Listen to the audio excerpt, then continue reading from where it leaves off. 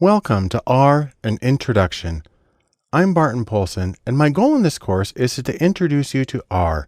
This is R. But also, this is R. And then finally, this is R. It's arguably the language of data science. And just so you don't think I'm making stuff up off the top of my head, I have some actual data. This is a ranking from a survey of data mining experts on the software that they use most often in their work. And take a look here at the top. R is first. In fact, it's 50% more than Python, which is another major tool in data science.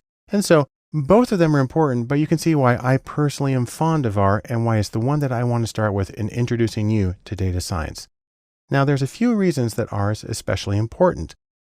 Number one, it's free and it's open source. Compared to other software packages, it can be thousands of dollars per year. Also, R is optimized for vector operations, which means it can go through an entire row or an entire table of data without you having to explicitly write for loops. If you've ever had to do that, then you know it's a pain. And so this is a nice thing.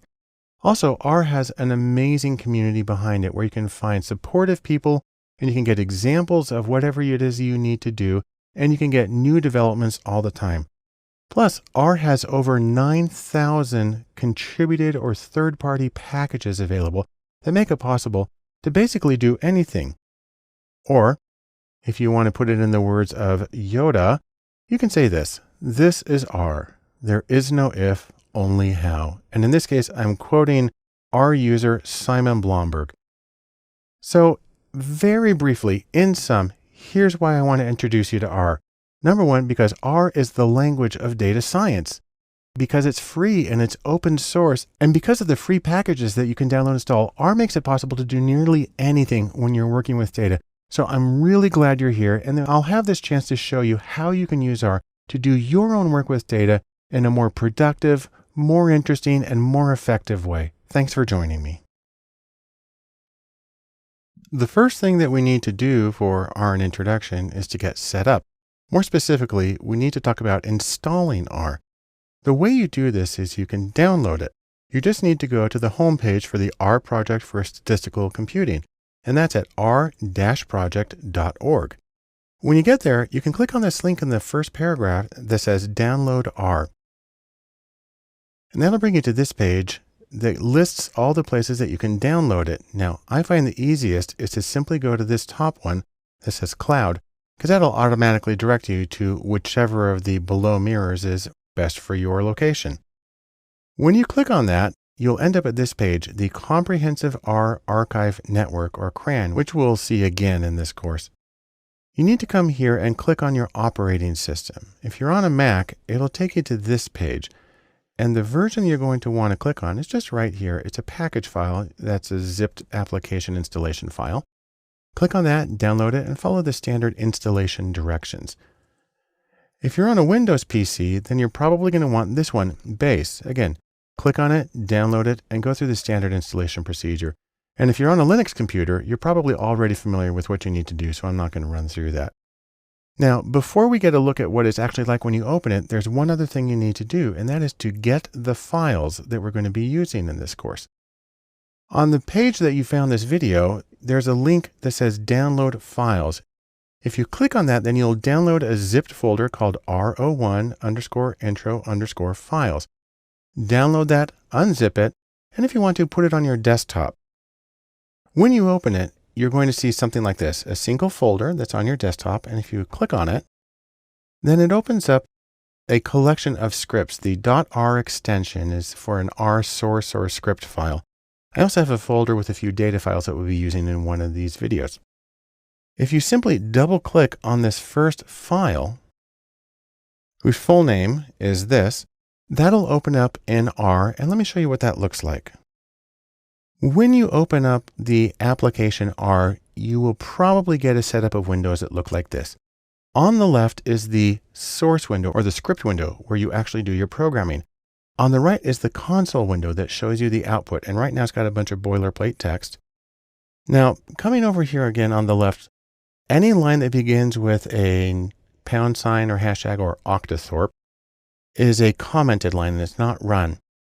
But these other lines are code that can be run. By the way, you may notice a red warning just popped up on the right side. That's just telling us about something that has to do with changes in R and it doesn't affect us. What I'm going to do right here is I'm going to put the cursor in this line, and then I'm going to hit Command or Control and then Enter, which will run that line. And you can see now that it's opened up over here. And what I've done is I've made available to the program a collection of data sets. Now I'm going to pick one of those data sets. It's the iris data set. It's very well known. It's a measurements of 3 species of the iris flower. And we're going to do head to see the first 6 lines. And there we have the sepal length, sepal width, petal length, and petal width of, in this case, it's all setosa. But if you want to see a summary of the variables, get some quick descriptive statistics, we can run this next line over here. And now I get the quartiles, the mean, as well as the frequency of the 3 different species of iris. On the other hand, it's really nice to get things visually, so I'm going to run this basic plot command for the entire data set. And it opens up a small window. I'm going to make it bigger. And it's a scatter plot of the measurements for the 3 kinds of irises, as well as a funny one where it's including the 3 different categories there. I'm going to close that window. And so that is basically what R looks like and how R works in its simplest possible version. Now, before we leave, I'm actually going to take a moment to clean up the application and the memory. I'm going to detach or remove the datasets package that I added. I already closed the plot, so I don't need to do this one separately. But what I can do is come over here to clear the console. I'm actually going to come up to Edit and come down to Clear Console, and that cleans it out. And this is a very quick run through of what R looks like in its native environment. But in the next movie, I'm going to show you another application we can install called RStudio that lays on top of this and makes interacting with R a lot easier and a lot more organized and really a lot more fun to work with. The next step in R and introduction and setting up is about something called RStudio. Now, this is RStudio, and what it is a piece of software that you can download in addition to R, which you've already installed. And its purpose is really simple. It makes working with R easier. Now, there's a few different ways that it does this. Number one is it has consistent commands. What's funny is the different operating systems have slightly different keyboard commands for the same operations in R. RStudio fixes that and it makes it the same whether you're on Mac, Windows, or Linux. Also, there's a unified interface. Instead of having 2, 3, or 17 windows open, you have one window with the information organized. And it also makes it really easy to navigate with the keyboards and to manage the information that you have in R. And let me show you how to do this, but first we have to install it. What you're going to need to do is go to RStudio's website, which is at rstudio.com. From there, click on Download RStudio. That'll bring you to this page or something like it. And you're going to want to choose the desktop version. Now, when you get there, you're going to want to download the free sort of community version as opposed to the $1,000 a year version. And so click here on the left, and then you're going to come to the list of installers for supported platforms. It's down here on the left. This is where you get to choose your operating system. Click the top one if you have Windows, the next one if you have Mac, and then we have lots of different versions of Linux. Whichever one you get, click on it, download it, and go through the standard installation process. Then open it up, and then let me show you what it's like working in RStudio. To do this, open up this file, and we'll see what it's like in RStudio. When you open up RStudio, you get this one window that has several different panes in it. At the top, we have the script or the source window, and this is where you do your actual programming. And you'll see that it looks really similar to what we did when I opened up the R application. The coloring's a little different, but that's something that you can change in preferences or options. The console is down here at the bottom, and that's where you get the text output. Over here is the environment that saves the variables if you're using any, and then plots and other information show up here in the bottom right. Now you have the option of rearranging things and changing what's there as much as you want. RStudio is a flexible environment, and you can resize things by simply dragging the divider between the areas. So let me show you a quick example using the exact same code that I did in my previous example so you can see how it works in RStudio as opposed to the regular R app that we used first time. First, I'm going to load some data. That's by using the datasets package. I'm going to do a Command or Control and Enter to load that one. And you can see right here, it's run the command. Then I'm going to do the quick summary of data. I'm going to do head iris, shows the first 6 lines. And then here it is down here. I can make that a little bit bigger if I want. Then I can do a summary by just coming back here and clicking Command or Control Enter. And actually, I'm going to do a keyboard command to make the console bigger now. And then we can see all of that. I have the same basic descriptive statistics and the same frequencies there. I'm going to go back to how it was before. I'm going to make this, bring this one down a little. And now we can do the plot. Now this time you see it shows up in this window here on the side, which is nice. It's not a standalone window. Let me make that one bigger. It takes a moment to adjust. And there we have the same information that we had in the R app, but here it's more organized in a cohesive environment. And you see that I'm using keyboard shortcuts to move around, and it makes life really easy for dealing with the information that I have in R. I'm going to do the same cleanup. I'm going to detach the package that I had. This is actually a little command to clear the plots. And then here in RStudio, I can run a funny little command that'll do the same as doing Control L to clear the console for me. And that is a quick run through of how you can do some very basic coding in RStudio, again, which makes working with R more organized, more efficient, and easier to do overall. In our very basic introduction to R and setting up, there's one more thing I want to mention that makes working with R really amazing. And that's the packages that you can download and install. Basically, you can think of them as giving you superpowers when you're doing your analysis, because you can basically do anything with the packages that are available. Specifically, packages are bundles of code, so it's more software that adds new function to R, makes it so it can do new things. Now, there are 2 kinds of package, 2 general categories. There are base packages. These are packages that are installed with R, so they're already there, but they're not loaded by default. That way, R doesn't use maybe as much memory as it might otherwise. But more significant than that are the contributed or third-party packages. These are packages that need to be downloaded, installed, and then loaded separately. And when you get those, it makes things extraordinary. And so you may ask yourself where to get these marvelous packages that make things so super duper. Well, you have a few choices. Number 1, you can go to CRAN. That's the Comprehensive R Archive Network. That's an official R site that has things listed with the official documentation. 2, you can go to a site called Crantastic, which really is just a way of listing these things. And when you click on the links, it redirects you back to CRAN. And then 3rd, you can also get R packages from GitHub, which is an entirely different process. If you're familiar with GitHub, it's not a big deal. Otherwise, you don't usually need to deal with it. But let's start with this first one, the Comprehensive R Archive Network, or CRAN. Now, we saw this previously when we were just downloading R. This time we're going to cran.r-project.org.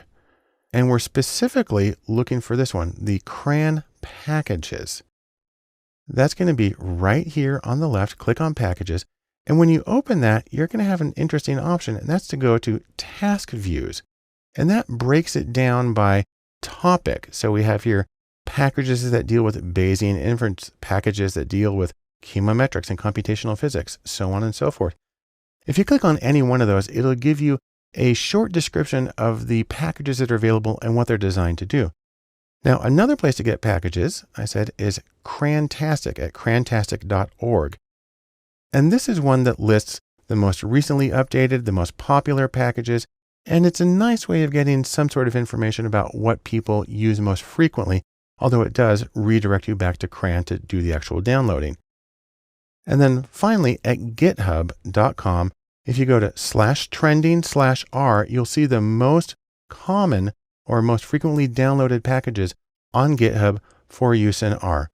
Now, regardless of how you get them, let me show you the ones that I use most often.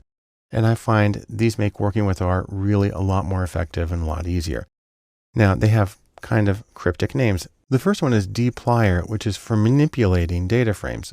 Then there's tidier for cleaning up information, stringer for working with strings or text information, lubridate for manipulating date information, HTTR for working with website data, ggvis, where the GG stands for Grammar of Graphics. This is for interactive visualizations. ggplot2 is probably the most common package for creating graphics or data visualizations in R. Shiny is another one that allows you to create interactive applications that you can install on websites. Rio is for R input output. It's for importing and exporting data. And then R Markdown allows you to create what are called interactive notebooks or rich documents for sharing your information. Now, there are others, but there's one in particular that I think is useful. I call it the one package to load them all. And it's Pacman, which not surprisingly stands for Package Manager. And I'm going to demonstrate all of these in another course that we have here. But let me show you very quickly how to get them working. You just try it in R. If you open up this file from the course files, let me show you what it looks like. What we have here in RStudio is the file for this particular video, and I say that I use Pacman. If you don't have it installed already, then run this one installation line. This is the standard installation command in R, and that'll add Pacman, and then it will show up here in Packages. Now I already have it installed, and so you can see it right there, but it's not currently loaded. See, because installing means making it available on your hard drive, but loading means actually making it accessible to your current routines. So then I need to load it or import it, and I can do it with one of two ways. I can use the require, which gives a confirmation message. I can do it like this, and you see it's got that little sentence there. Or I can do library, which simply loads it without saying anything.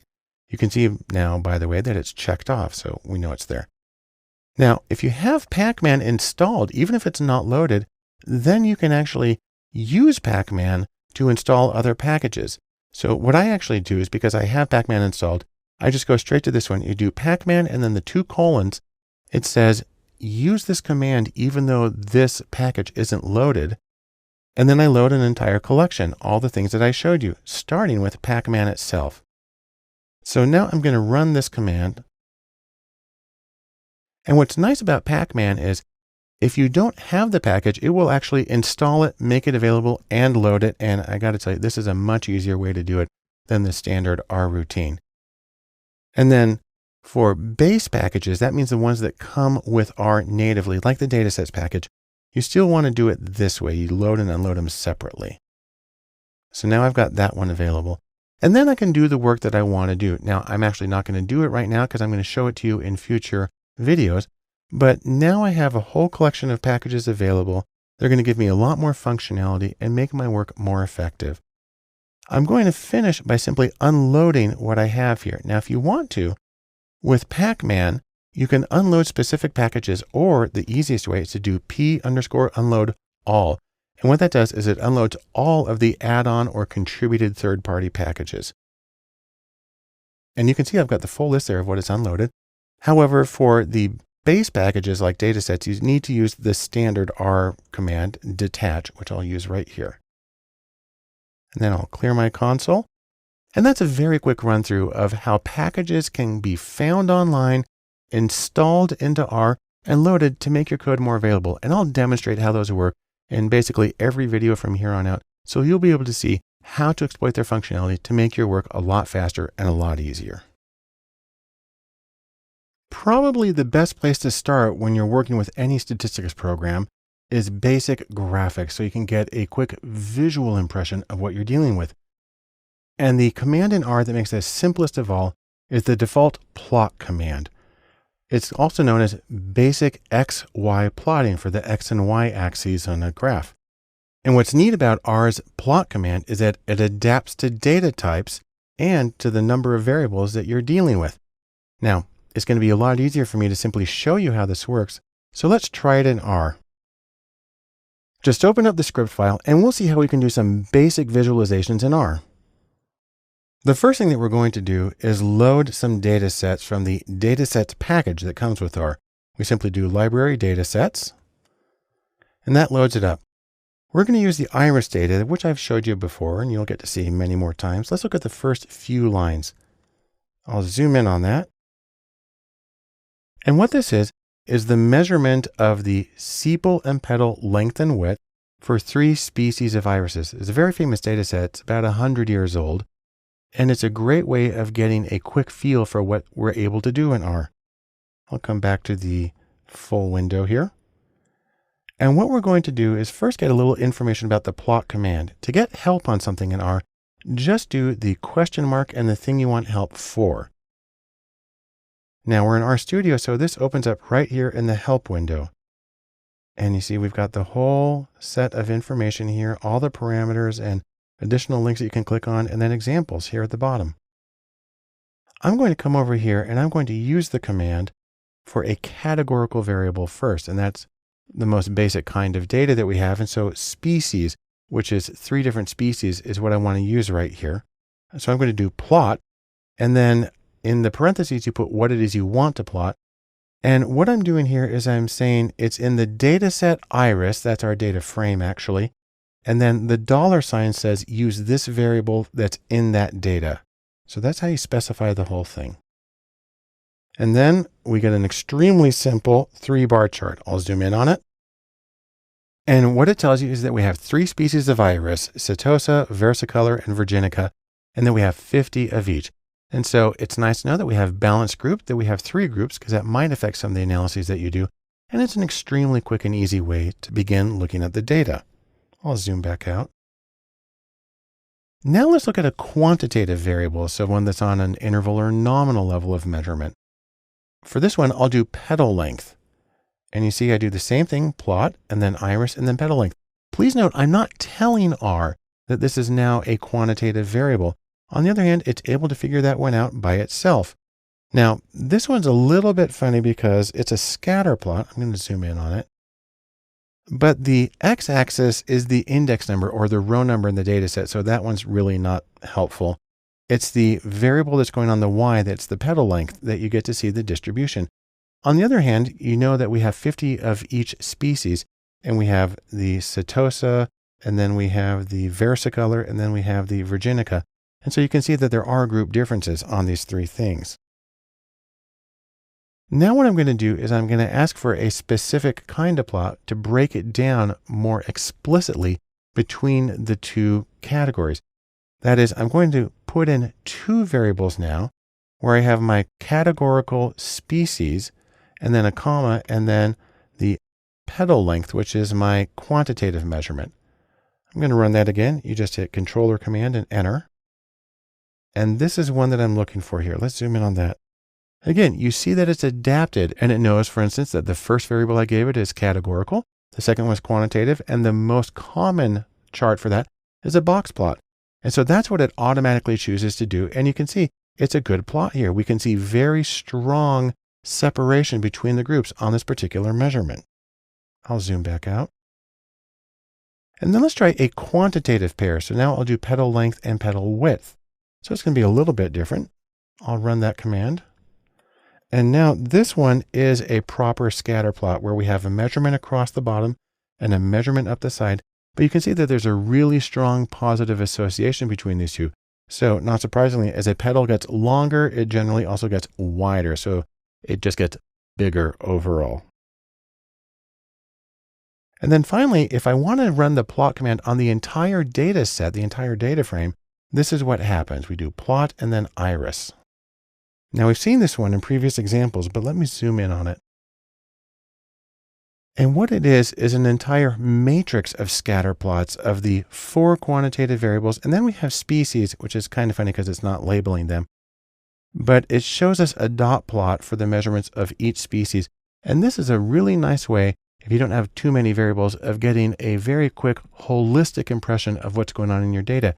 And so the point of this is that the default plot command is able to adapt to the number of variables I give it and to the kind of variables I give it. And it makes life really easy. Now, I want you to know that it's possible to change the way that these look. I'm going to specify some options. I'm going to do the plot again, the scatter plot, where I say plot, and then in parentheses, I give these two arguments, or saying what I want in it. I'm going to say, do the petal length and do the petal width. And then I'm going to go to another line. I'm just separating with comma. Now, if you want to, you can write this all as one really long line. I break it up because I think it makes it a little more readable. I'm going to specify the color. I'm going to do with call for color, and then I use a hex code. And that code is actually for the red that is used on the Data Lab homepage. And then PCH is for point character, and that is 19 is a solid circle. Then I'm going to put a main title on it, and then I'm going to put a label on the x-axis and a label on the y-axis. So I'm actually going to run those now by doing Command or Control Enter for each line, and you can see it builds up. And when we finish, we got the whole thing. I'll zoom in on it again. And this is the kind of plot that you could actually use in a presentation or possibly in a publication. And so even with the base command, we're able to get really good looking, informative, clean graphs. Now what's interesting is that the plot command can do more than just show data. We can actually feed it in formulas. If you want, for instance, to get a cosine, I do plot and then cos is for cosine. And then I give the limit. I go from 0 to 2 times pi because that's relevant for cosine. I click on that and you can see the graph there. It's doing our little cosine curve. I can do an exponential distribution from 1 to 5. And there it is curving up. And I can do d norm, which is for density of a normal distribution from -3 to +3. And there's the good old bell curve there in the bottom right. And then we can use the same kind of options that we used earlier for our scatter plot. Here I'm going to say, do a plot of d norm, so the bell curve, from -3 to +3 on the x-axis. But now we're going to change the color to red. LWD is for line width, make it thicker. Give it a title on the top, a label on the x-axis, and a label on the y-axis. We'll zoom in on that. And so there is my new and improved, prettier and presentation ready bell curve that I got with the default plot command in R. And so this is a really flexible and powerful command. Also, it's the base package, and you'll see that we have a lot of other commands that can do even more elaborate things. But this is a great way to start and get a quick impression of your data, see what you're dealing with, and shape the analyses that you do subsequently. The next step in our introduction and our discussion of basic graphics is bar charts.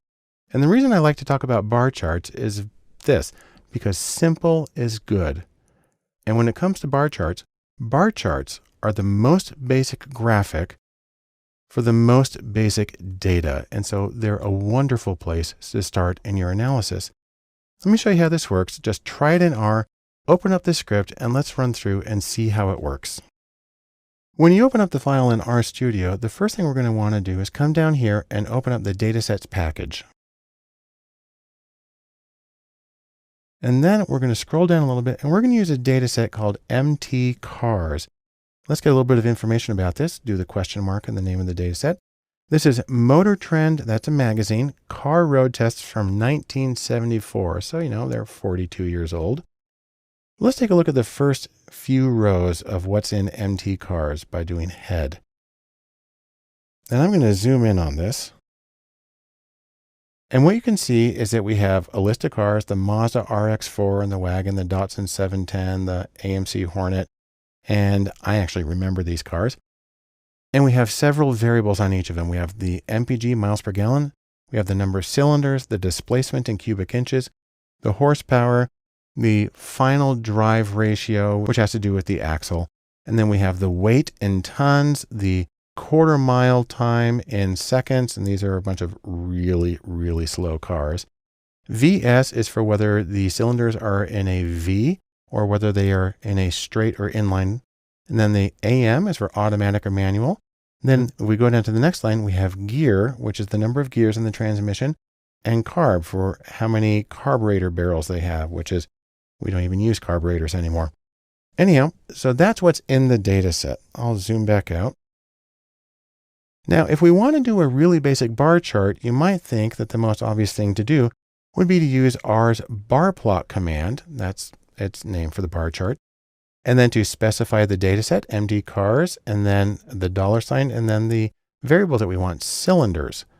So you think that would work, but unfortunately it doesn't. Instead, what we get is this, which is just kind of going through all the cases on a 1 by 1 by 1 row and telling us how many cylinders are in that case. That's not a good one. That's not what we want. And so what we need to do is we actually need to reformat the data a little bit.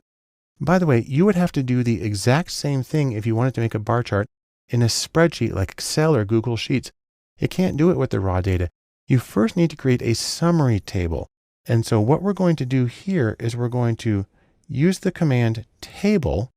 We're going to say, take this variable from this data set and make a table of it and feed it into an object, a data container called cylinders. I'm going to run that one. And then you see that just showed up in the top left. Let me zoom in on that one. So now I have in my environment a data object called cylinders. It's a table. It's got a length of 3. It's got a size of 1,000 bytes, and it gives us a little bit more information. Let's go back to where we were. But now I've saved that information into cylinders, which just has the number of cylinders. I can run the bar plot command. And now I get the kind of plot I expected to see.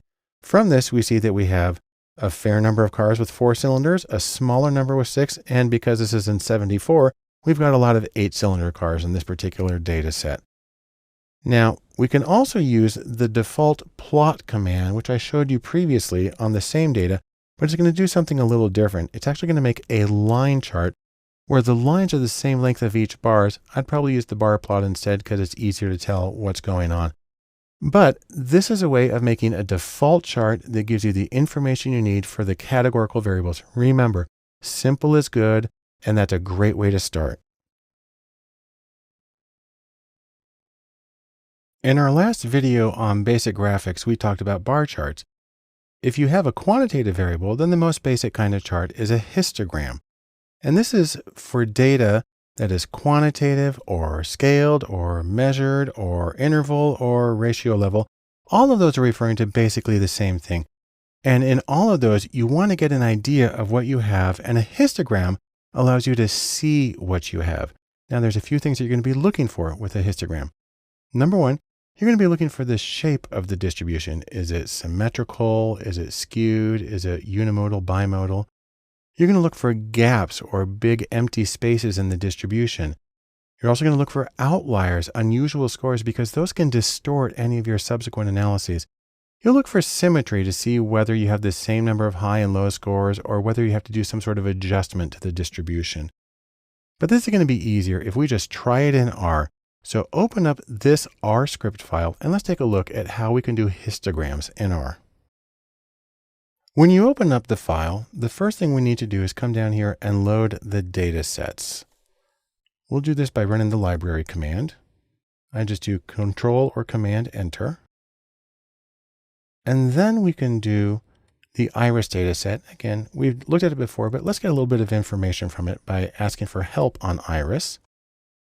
And there we have Edgar Anderson's iris data, also known as Fisher's iris data, because he published an article on it. And here's the full set of information available on it from 1936. So that's 80 years old. Let's take a look at the first few rows. And again, we've seen this before. Sepal and petal length and width for 3 species of iris. We're going to do a basic histogram on the 4 quantitative variables that are in here.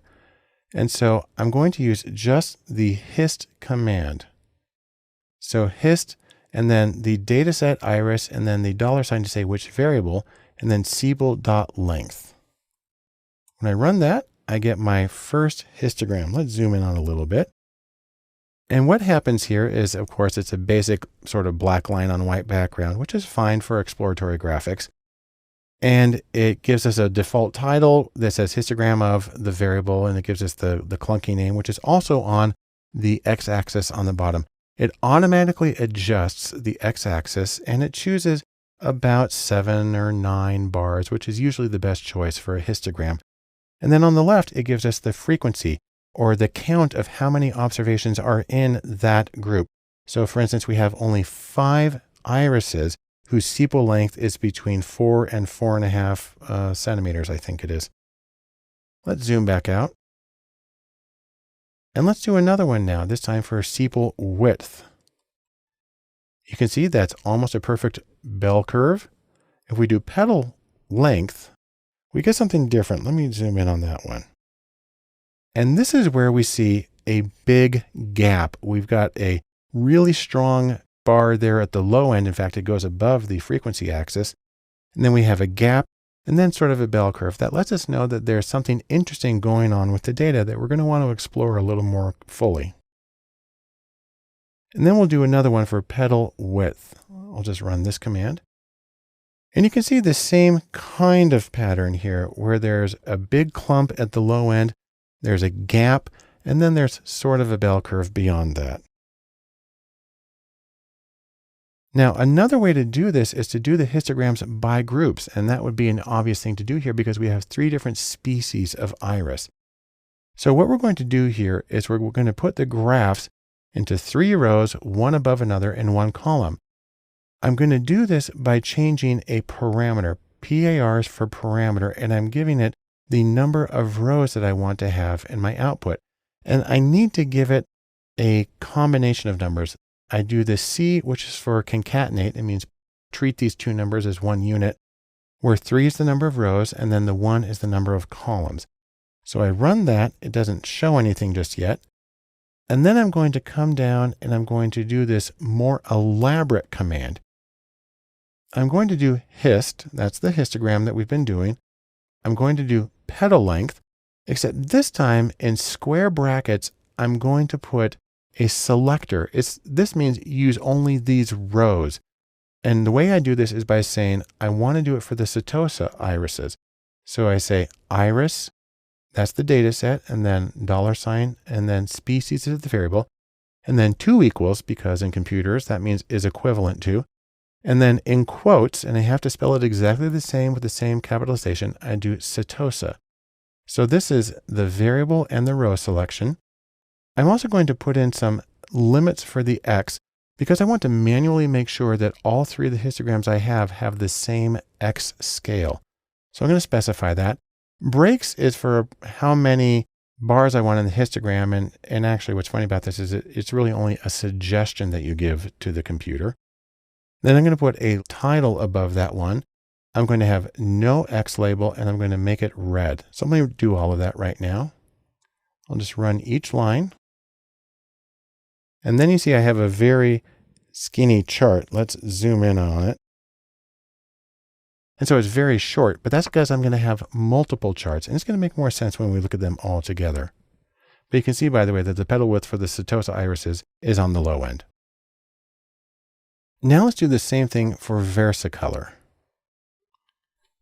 I'm going to run through all that. It's all going to be the same, except we're going to make it purple. There's versicolor. And then let's do virginica last. And we'll make those blue. And now I can zoom in on that. And now what we have are 3 histograms. It's the same variable petal width, but now I'm doing it separately for each of the 3 species. And it's really easy to see what's going on here now. Setosa is really low. Versicolor and virginica overlap, but they're still distinct distributions. This approach, by the way, is referred to as small multiples, making many versions of the same chart on the same scale, so it's really easy to compare across groups or across conditions, which is what we're able to do right here. Now, by the way, anytime you change the graphical parameters, you want to make sure to change them back to what they were before. So here I'm going par and then going back to 1 column and 1 row. And that's a good way of doing histograms for examining quantitative variables and even for exploring some of the complications that can arise when you have different categories with different scores on those variables. In our two previous videos, we looked at some basic graphics for one variable at a time. We looked at bar charts for categorical variables, and we looked at histograms for quantitative variables. While there's a lot more you can do with univariate distributions, you also might want to look at bivariate distributions. We're going to look at scatter plots as the most common version of that. You do a scatter plot when what you want to do is visualize the association between two quantitative variables. Now, I actually know it's more flexible than that, but this is the canonical case for a scatter plot. And when you do that, what sorts of things do you want to look for in your scatter plot? I mean, there's a purpose in it. Well, number one, you want to see if the association between your two variables is linear or if it can be described by a straight line, because most of the procedures that we do assume linearity. You also want to check if you have consistent spread across the scores as you go from one end of the x-axis to another. Because if things fan out considerably, then you have what's called heteroscedasticity, and it can really complicate some of the other analyses. As always, you want to look for outliers because an unusual score, or especially an unusual combination of scores, can drastically throw off some of your other interpretations. And then you want to look for the correlation. Is there an association between these two variables? So that's what we're looking for. Let's try it in R. Simply open up this file and let's see how it works. The first thing we need to do in R is come down and open up the datasets package. Just do Command or Control and enter. And we'll load the datasets. We're going to use empty cars. We looked at that before. Let's get a little bit of information. It's road test data from 1974. And let's look at the first few cases. I'll zoom in on that. Again, we have miles per gallon, cylinders, so on and so forth. Now, anytime you're going to do an association, it's a really good idea to look at the univariate or one variable at a time distributions as well. We're going to look at the association between weight and miles per gallon. So let's look at the distribution for each of those separately. I'll do that with a histogram. I do hist, and then in parentheses, I specify the data set, empty cars in this case, and then a $sign to say which variable in that data set. So there's the histogram for weight. And, it's not horrible, though it looks like we got a few on the high end there. And here's the histogram for miles per gallon. Again, mostly kind of normal, but a few on the high end. But let's look at the plot of the two of them together. Now, what's interesting is I just used the generic plot command. I feed that in, and R is able to tell that I'm giving it two quantitative variables and that a scatter plot is the best kind of plot for that. So we're going to do weight and miles per gallon.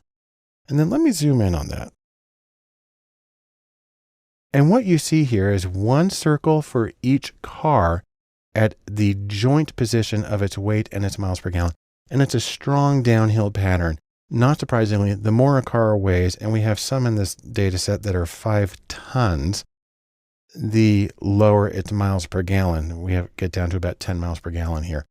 The smallest cars, which appear to weigh substantially under 2 tons, get about 30 miles per gallon. Now, this is probably adequate for most purposes, but there's a few other things that we can do. So for instance, I'm going to add some colors here. I'm going to take the same plot and then add on additional arguments where I say, use a solid circle. PCH is for point character. 19 is a solid circle. CEX has to do with the size of things, and I'm going to make them 1.5 means make them 150% larger. Call is for color, and I'm specifying a particular red, the one for Data Lab, in hex code. I'm going to give a title. I'm going to give an X label and a Y label. And then we'll zoom in on that. And now we have a more polished chart that also, because of the solid red circles, makes it easier to see the pattern that's going in there, where we got some really heavy cars with really bad gas mileage and an almost perfect linear association up to the lighter cars with much better gas mileage. And so a scatter plot is the easiest way of looking at the association between two variables, especially when those two variables are quantitative. So they're on a scaled or measured outcome. And that's something that you want to do anytime you're doing your analysis, to first visualize it and then use that as the introduction to any numerical or statistical work you do after that. As we go through our necessarily very short presentations on basic graphics, I want to finish by saying one more thing, and that is you have the possibility of overlaying plots. And that means putting one plot directly on top of or superimposing it on another. Now, you may ask yourself why you want to do this. Well, I can give you an artistic version on this. This, of course, is Pablo Picasso's Les Demoiselles d'Avignon, and it's one of the early masterpieces in Cubism. And the idea of Cubism is it gives you many views, or it gives you simultaneously several different perspectives on the same thing. And we're going to try to do a similar thing with data. And so we can say very quickly, thanks, Pablo. Now, why would you overlay plots? Really, if you want the technical explanation, it's because you get increased information density. You get more information and hopefully more insight in the same amount of space and hopefully the same amount of time. Now, there is a potential risk here. You might be saying to yourself at this point, well, you want dense? Guess what? I can do dense. And then we end up with something vaguely like this, the Garden of Earthly Delights, and it's completely overwhelming and it just makes you kind of shut down cognitively. Anyhow, thank you, Hieronymus Bosch. No, instead, while I like Hieronymus Bosch's work, I'm going to tell you when it comes to data graphics, use restraint. Just because you can do something doesn't mean that you should do that thing. When it comes to graphics and overlaying plots, the general rule is this: use views that complement and support one another, that don't compete, but that give greater information in a coherent and consistent way. This is going to make a lot more sense if we just take a look at how it works in R. So open up this script and we'll see how we can overlay plots for greater information density and greater insight. The first thing that we're going to need to do is open up the datasets package. And we're going to be using a data set we haven't used before about lynxes. That's the animal. And this is about Canadian lynx trappings from 1821 to 1934. If you want the actual information on the data set, there it is. Now let's take a look at the first few lines of data. This one is a time series. And so what's unusual about it is it's just one line of numbers. And you have to know that it starts at 1821 and it goes through. So let's make a default chart with a histogram as a way of seeing were lynx trappings consistent or how much variability was there. We'll do hist, which is the default histogram, and we'll simply put lynx in. We don't have to specify variables because there's only one variable in it. And when we do that, I'll zoom in on that, we get really a skewed distribution. Most of the observations are down at the low end. And then it tapers off to, it's measured in thousands. And so we can tell that there is a very common value. It's at the low end. And then on the other hand, we don't know what years those were. So we're ignoring that for just a moment and taking a look at the overall distribution of trappings regardless of years. Let me zoom back out. And we can do some options on this one to make it a little more intricate. We can do a histogram. And then if in parentheses, I specify the data, I also can tell it how many bins I want. And again, it sort of is suggesting it because R is going to do what it wants anyhow. I can say, make it a density instead of frequency. So it'll give proportions of the total distribution. We'll change the color to called Thistle 1 because you can use color names in R. We'll give it a title here. By the way, I'm using the paste command because it's a long title and I want it to show up on one line, but I need to spread my command across two lines. You can go longer. I have to use a short command line so you can actually see what we do when we're zoomed in here. So there's that one. And then we're going to give it a label that says number of lynx trapped. And now we have a more elaborate chart. I'll zoom in on it. And it's a kind of little thistle purple lilac color. And we have divided the number of bins differently. Previously, it was 1 bar for every 1,000. Now it's 1 bar for 500. But that's just one chart. We're here to see how we can overlay charts. And a really good one, anytime you're dealing with a histogram, is a normal distribution. So you want to see, are the data distributed normally? Now we can tell they're skewed here, but let's get an idea of how far they are from normal. To do this, we use the command curve. And then D norm is for density of the normal distribution. And then here I tell it X is, just a generic variable name, but I tell it use the mean of the links data, use the standard deviation of the links data. We'll make it a slightly different thistle color, number 4. We'll make it 2 pixels wide. The line width is 2 pixels. And then add says, stick it on the previous graph. And so now I'll zoom in on that. And you can see if we had a normal distribution with the same mean and standard deviation as this data, it would look like that. Obviously, that's not what we have because we have this great big spike here on the low end. Then I can do a couple of other things. I can put in what are called kernel density estimators. And those are sort of like a bell curve, except they're not parametric. Instead, they follow the distribution of the data. That means they can have a lot more curves in them. They still add up to 1 like a normal distribution. So let's see what those would look like here. We're going to do lines. That's what we use for this one. And then we say density. That's going to be the standard kernel density estimator. We'll make it blue. And there it is on top. I'm going to do one more, then we'll zoom in. I can change a parameter of the kernel density estimator. Here I'm using adjust to say average across. It's sort of like a moving average. Average across a little more. And now let me zoom in on that. And you can see, for instance, that the blue line follows the spike at the low end a lot more closely, and then it dips down. On the other hand, the purple line is a lot more slow to change because of the way I gave it its instructions with the adjust equals 3. And then I'm going to add one more thing, something called a rug plot. It's a little vertical lines underneath the plot for each individual data point. And I do that with rug. And I say just use links, and then we're going to make it a line width or pixel width of 2, and then we'll make it gray.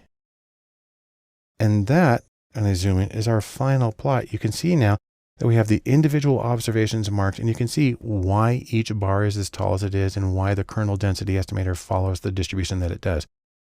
This is our final histogram with several different views of the same data.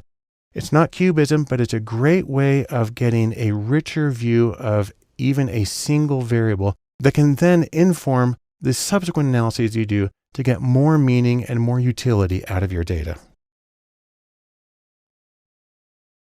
Continuing in R and introduction, the next thing we need to talk about is basic statistics, and we'll begin by discussing the basic summary function in R.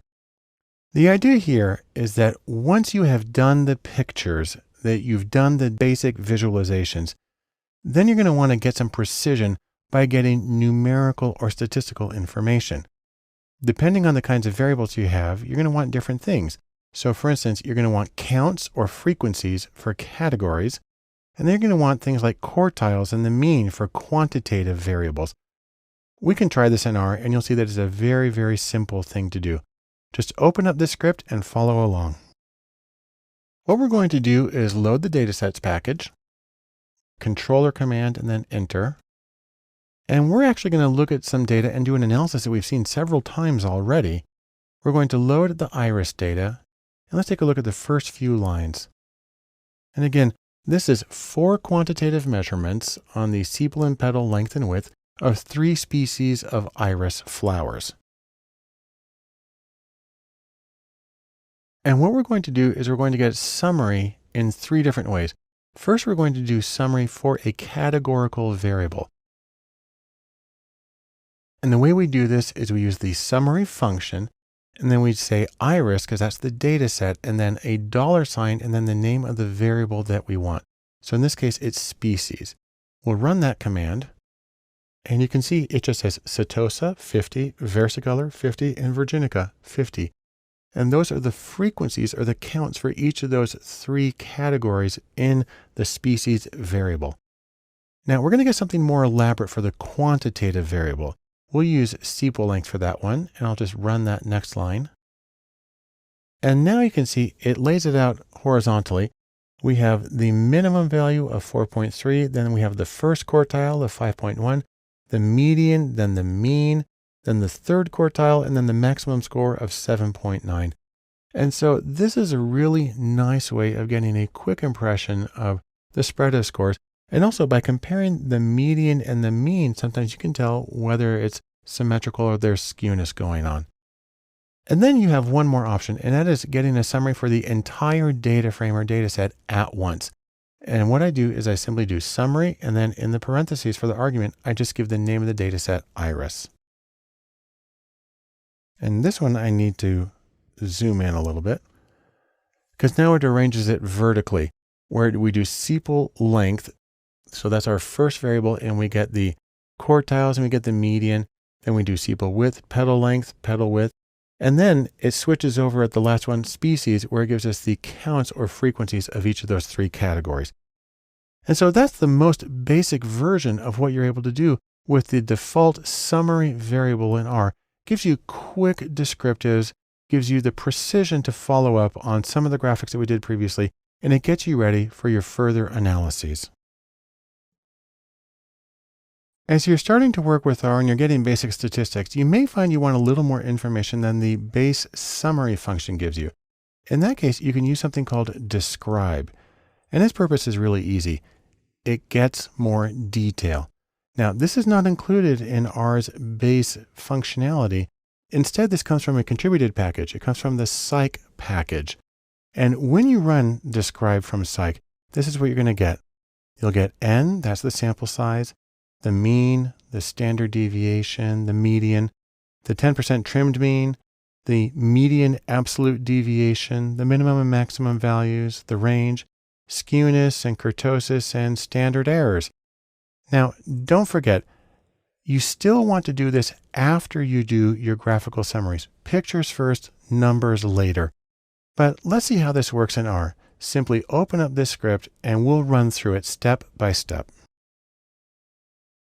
When you open up R, the first thing we're going to need to do is we're going to need to install the package. Now, I'm actually going to go through my default installation of packages because I'm going to use one of these Pac-Man, and this just makes things a little bit easier. So we're going to load all of these packages, and this assumes, of course, that you have Pac-Man installed already. And we're going to get the data sets. And then we'll load our iris data. We've done that lots of times before. Sepal and petal length and width and the species. But now we're going to do something a little different. We're going to load a package. I'm using pload from the Pac-Man package. That's why I loaded it already. And this will download it if you don't have it already. It might take a moment, and it downloads a few dependencies, generally, other packages that need to come along with it. Now, if you want to get some help on it, you can do p, anytime you have p and underscore, that's something from Pac-Man. P help psych. Now, when you do that, it's going to open up a web browser and it's going to get the PDF help. I've got it open already because it's really big. In fact, it's 367 pages here of documentation about the functions in psych. Obviously, we're not going to do the whole thing here. What we are going to do is we can look at some of it in the R viewer. If you simply add this argument here, web equals F for false. You can spell out the word false as long as you do it in all caps. Then it opens up here on the right. And here is actually, this is a web browser. This is a web page we're looking at. And each of these you can click on and get information about the individual bits and pieces. Now let's use describe that comes from this package. It's for quantitative variables only, so you want to use it for categories. What we're going to do here is we're going to pick one quantitative variable right now, and that is iris and then sepal length. When we run that one, here's what we get. Now we get a list here, a line. The first number, the 1, simply indicates the row number. We only have one row, so that's what we have anyhow. And it gives us the N of 150, the mean of 5.84, the standard deviation, the median, so on and so forth, out to the standard error there at the end. Now that's for one quantitative variable. If you want to do more than that, or especially if you want to do an entire data frame, just give the name of the data frame in describe. So here we go, describe iris. And I'm going to zoom in on that one because now we have a lot of stuff. Now it lists all the variables down the side. sepal length, and it gives the variables numbers 1, 2, 3, 4, 5, and it gives us the information for each one of them. Please note, it's given us numerical information for species, but it shouldn't be doing that because that's a categorical variable. So you can ignore that last line. That's why it put an asterisk right there. But otherwise, this gives you more detailed information, including things like the standard deviation and the skewness that you might need to get a more complete picture of what you have in your data. I use Describe a lot. It's a great way to complement histograms and other charts like box plots to give you a more precise image of your data and prepare you for your other analyses. To finish up our section in R, an introduction on basic statistics, let's take a short look at selecting cases. What this does is it allows you to focus your analysis, choose particular cases, and look at them more closely. Now in R, you can do this a couple of different ways. You can select by category if you have the name of a category, or you can select by value on a scaled variable, or you can select by both. Let me show you how this works in R. Just open up the script and we'll take a look at how it works. As with most of our other examples, we'll begin by loading the datasets package and by using library. Just Control or Command Enter to run that command. That's now loaded, and we'll use the iris dataset. So we'll look at the first few cases. Head iris is how we do that. We'll zoom in on it for a second. There's the iris data. We've already seen it several times. Then we'll come down and we'll make a histogram of the petal length for all of the irises in the dataset. So iris is the name of the dataset and then petal length. And there's our histogram off to the right. I'll zoom in on it for a second. So you see, of course, that we've got this group stuck way at the left, and then we have a gap right here. Then we have a pretty much normal distribution, the rest of it.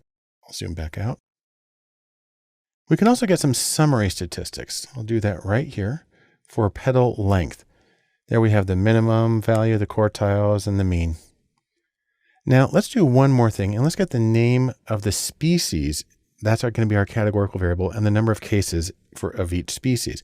So I do summary, and then it knows that this is a categorical variable. So we run it through, and we have 50 of each. That's good. The first thing we're going to do is we're going to select cases by their category, in this case, by the species of iris. We'll do this 3 times. We'll do it once for versicolor. So I'm going to do histogram, where I say, use the iris data, and then $ means use this variable petal length. And then in square brackets, I put this to indicate select these rows or select these cases. And I say select when this variable species is equals, you got to use the 2 equal signs, to versicolor. Make sure you spell it and capitalize it exactly as it appears in the data. Then we'll put a title on it that says petal length versicolor. So here we go. And there is our selected cases. This is just 50 cases going into the histogram now on the bottom right. We'll do a similar thing for Virginica, where we simply change our selection criteria from versicolor to Virginica. And we get a new title there. And then finally, we can do it for Setosa also. So great. That's 3 different histograms by selecting values on a categorical variable where you just type them in quotes exactly as they appear in the data. Now, another way to do this is to select by value on a quantitative or scaled variable. If we want to do that, what you do is in the square brackets to indicate you're selecting rows, you put the variable, I'm specifying that it's in the iris data set, and then say what value you're selecting. I'm looking for values less than 2. And I have the title changed to reflect that. Now what's interesting is this selects the setosis. It's the exact same group. And so the diagram doesn't change, but the titles and the method of selecting the cases did. Probably a more interesting one is when you want to use multiple selectors.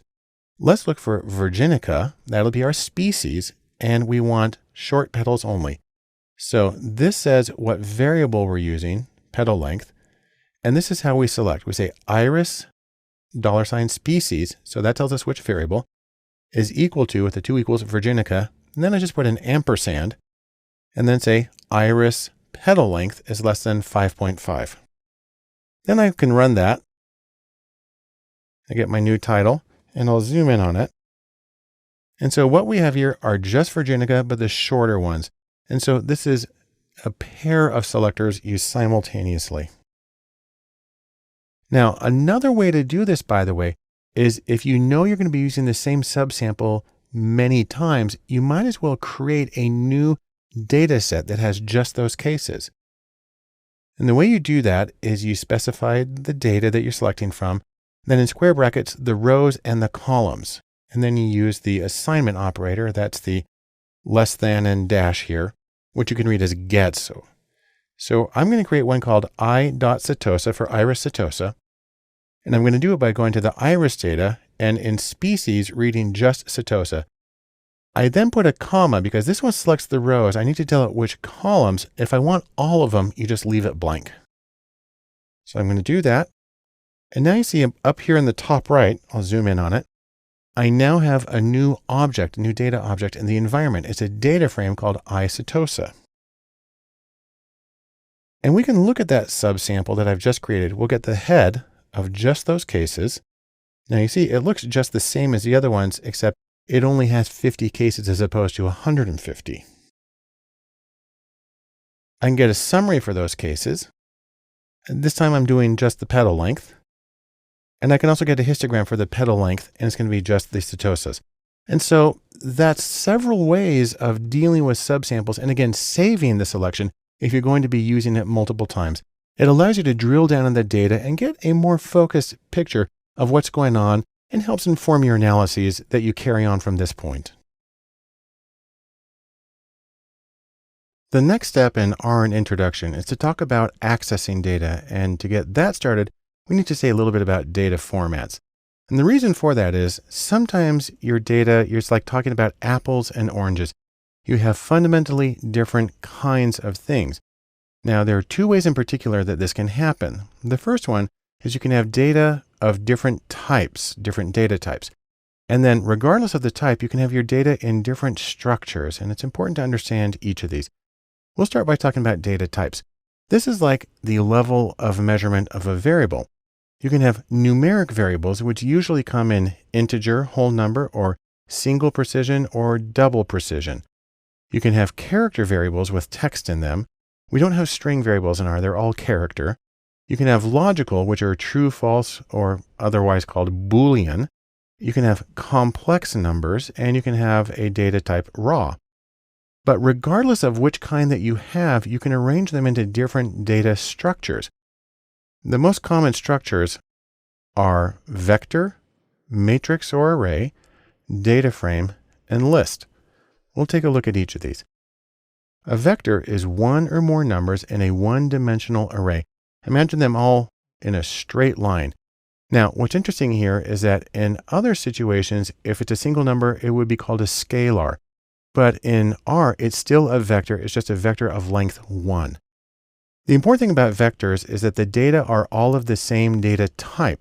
So for instance, all character or all integer. And you can think of this as R's basic data object and that most other things are a variation of the vector. Going one step up from this is a matrix. A matrix has rows and columns. It's two-dimensional data. On the other hand, they all need to be of the same length. The columns all need to be the same length, and all the data needs to be of the same class. Interestingly, the columns are not named. They're referred to by index numbers, which can make them a little weird to work with. And then you can step up from that into an array. This is identical to a matrix, but it's for 3 or more dimensions. On the other hand, probably the most common form is a data frame.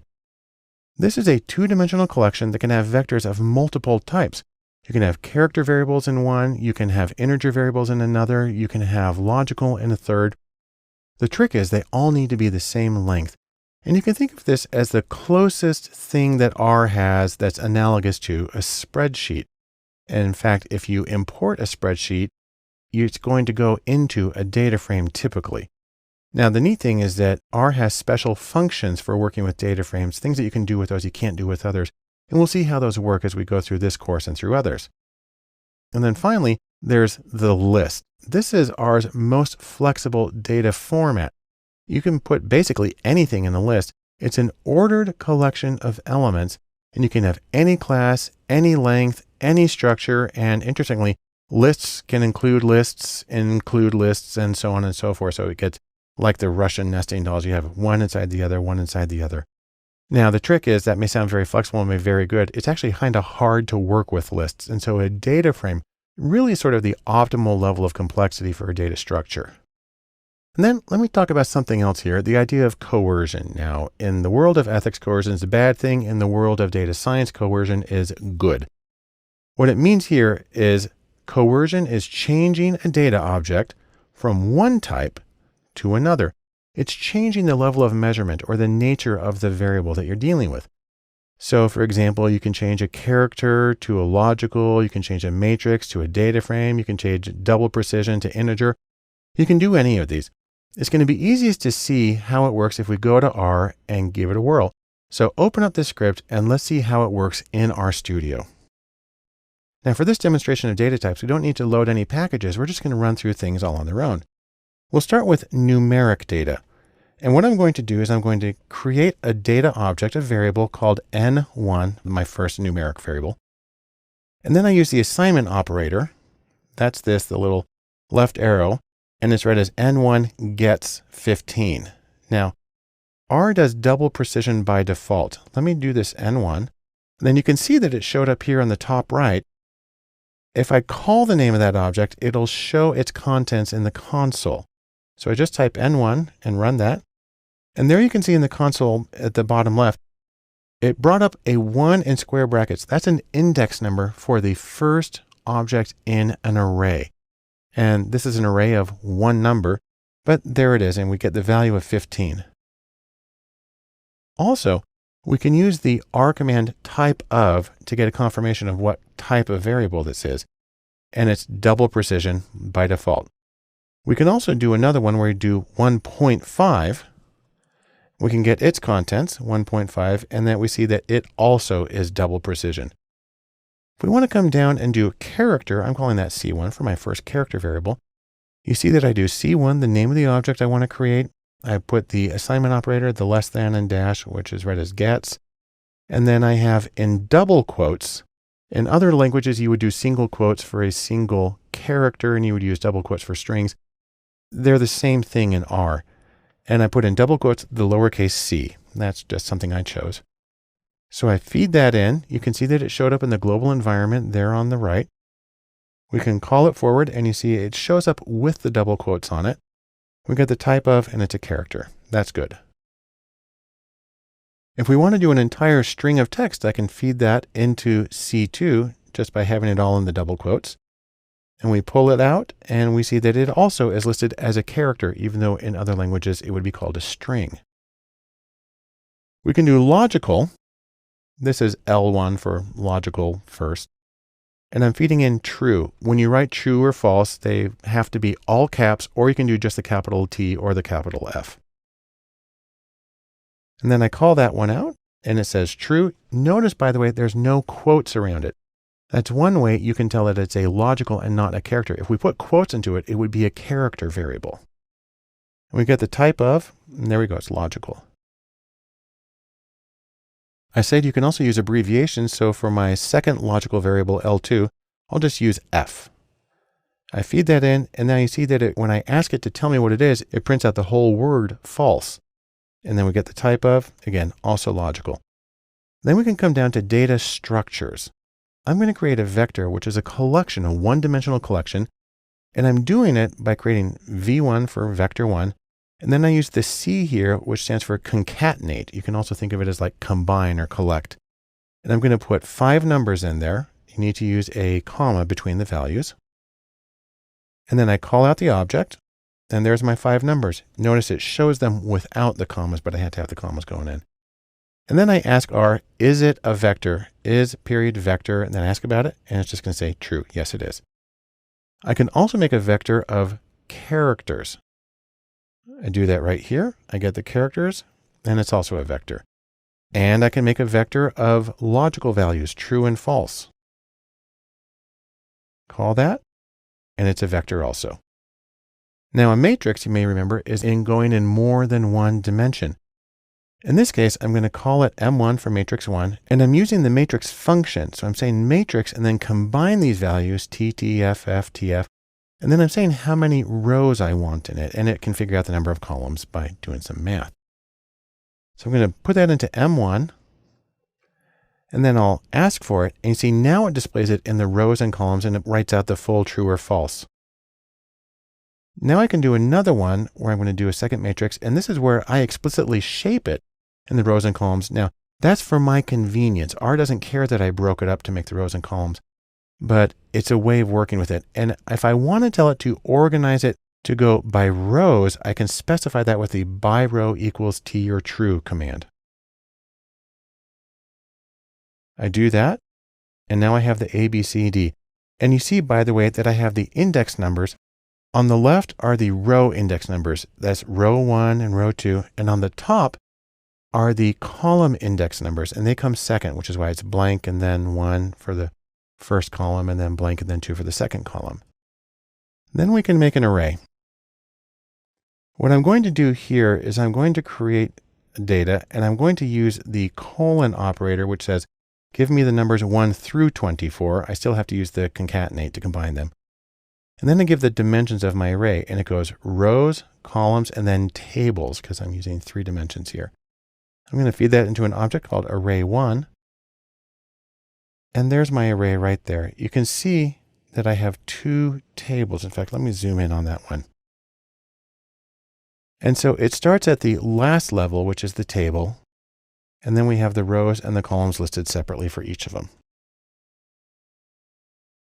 A data frame allows me to combine vectors of the same length, but of different types. Now, what I'm doing here is I'm creating a vector of numeric values, of character values, and logical values. So these are 3 different vectors. But then what I'm going to do is I'm going to use this function, cbind for a column bind, to combine them into a single data frame. I'm calling it DFA for data frame A, or all.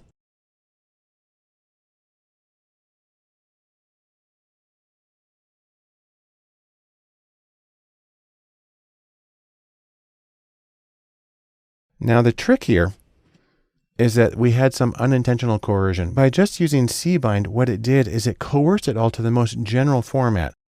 I had numeric variables, I had character variables, and logical. And the most general is character. And so it turned everything into a character variable. That's a problem. It's not what I wanted. I have to add another function to this. I have to tell it specifically, make it a data frame by using as.data.frame. When I do that, I can combine it. And now you see it's maintained the data types of each of the variables. That's the way I want it. And then finally, I can do a list. I'm going to create 3 objects here. Object 1, which is numeric with 3 values. Object 2, which is character with 4. And object 3, which is logical with 5. And then I'm going to combine them into a list using the list function. I'll put them into list 1. And now we can see the contents of list 1. And you can see it's kind of a funky structure and it can be hard to read, but there's all the information there. And then we're going to do something that's kind of, hard to get around logically, is I'm going to create a new list that has list 1 in it. So I have the same 3 objects, plus I'm adding on to it list 1. So list 2, I'm going to zoom in on that one. And you can see it's a lot longer, and we've got a lot of index numbers there in the brackets. There are the 3 integers, the 4 character values, and the 5 logical values. And then here they are repeated, but that's because they're all parts of list 1, which I included in this list. And so those are some of the different ways that you can structure data of different types, but you want to know also that we can coerce them into different types to serve our different purposes. The next thing we need to talk about is coercing types. Now there's automatic coercion. We've seen a little bit of that, where the data automatically goes to the least restrictive data type.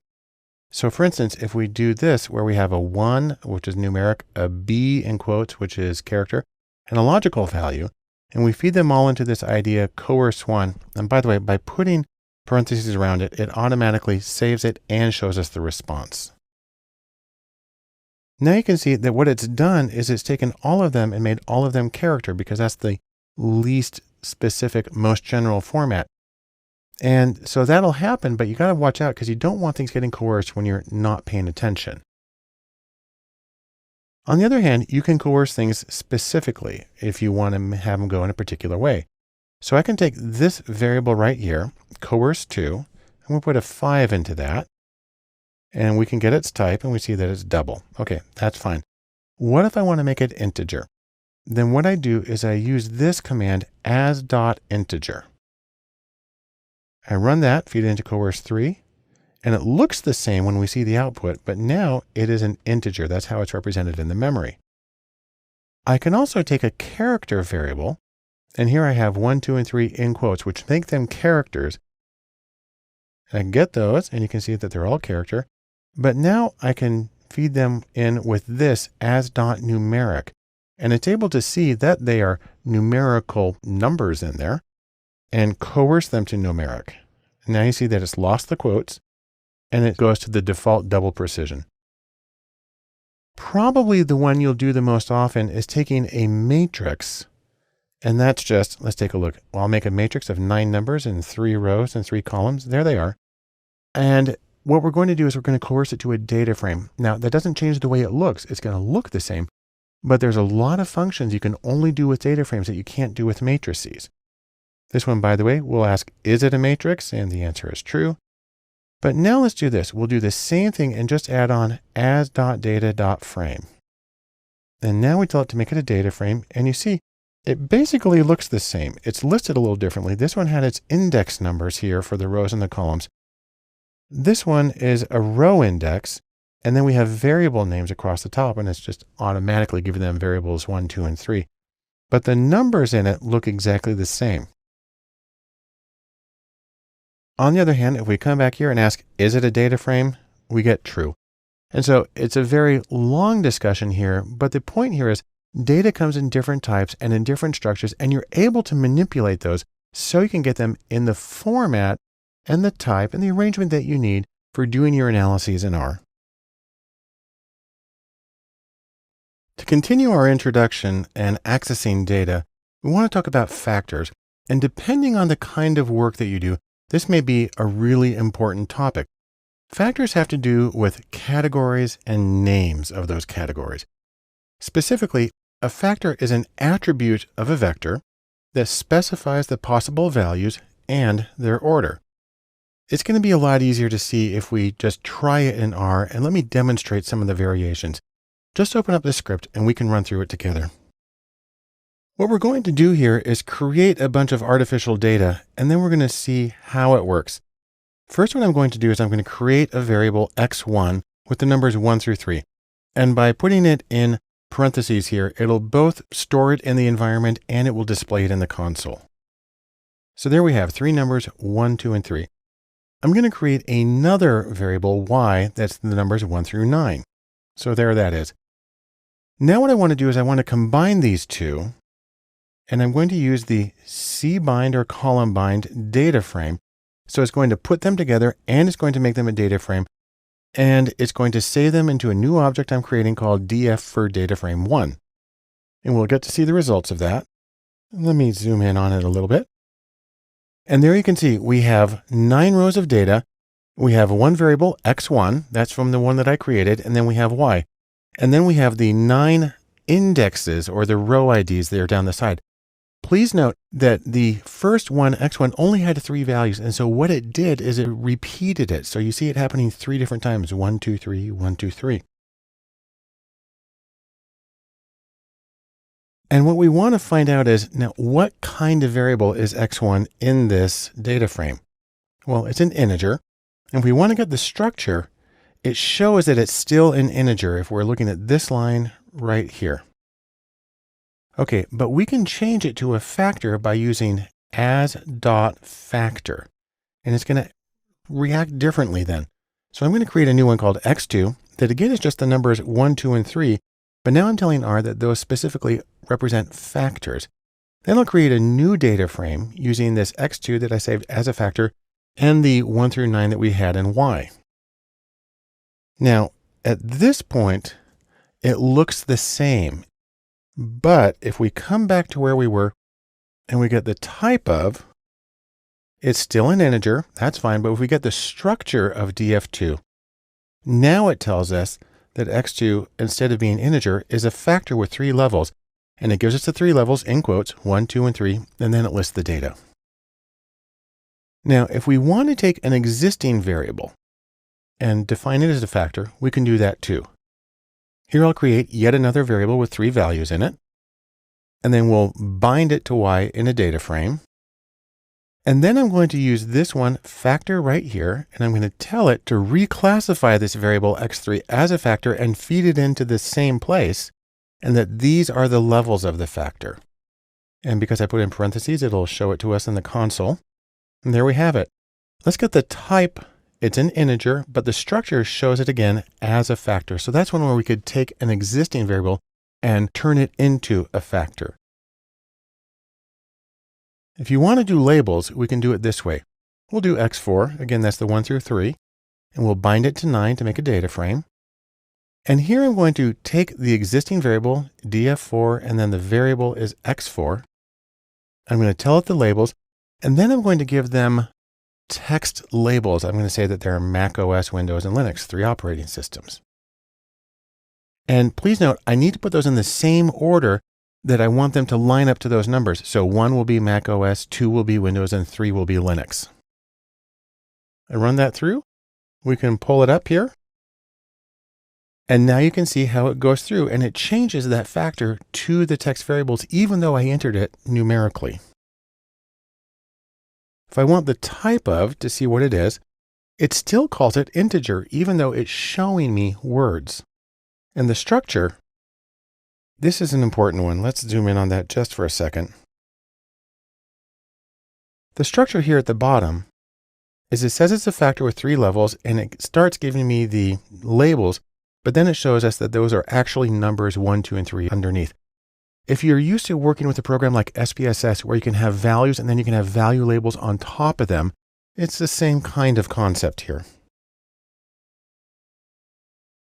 Then I want to show you how we can switch the order of things. And this gets a little confusing, so try it a couple of times and see if you can follow the logic here.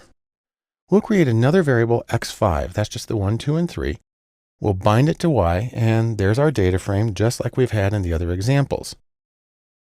Now what I'm going to do is I'm going to take that new variable x5 in the data frame 5df5, and notice here I'm listing the levels, but I'm listing them in a different order. I'm changing the order that I put them in there.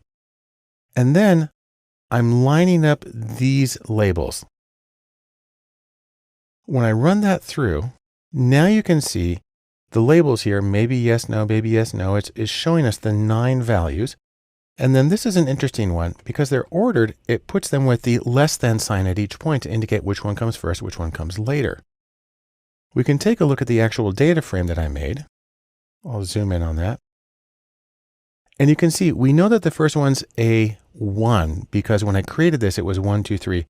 And so the maybe is a 1, you see, because it's the second thing here in each one. So 1 equals maybe.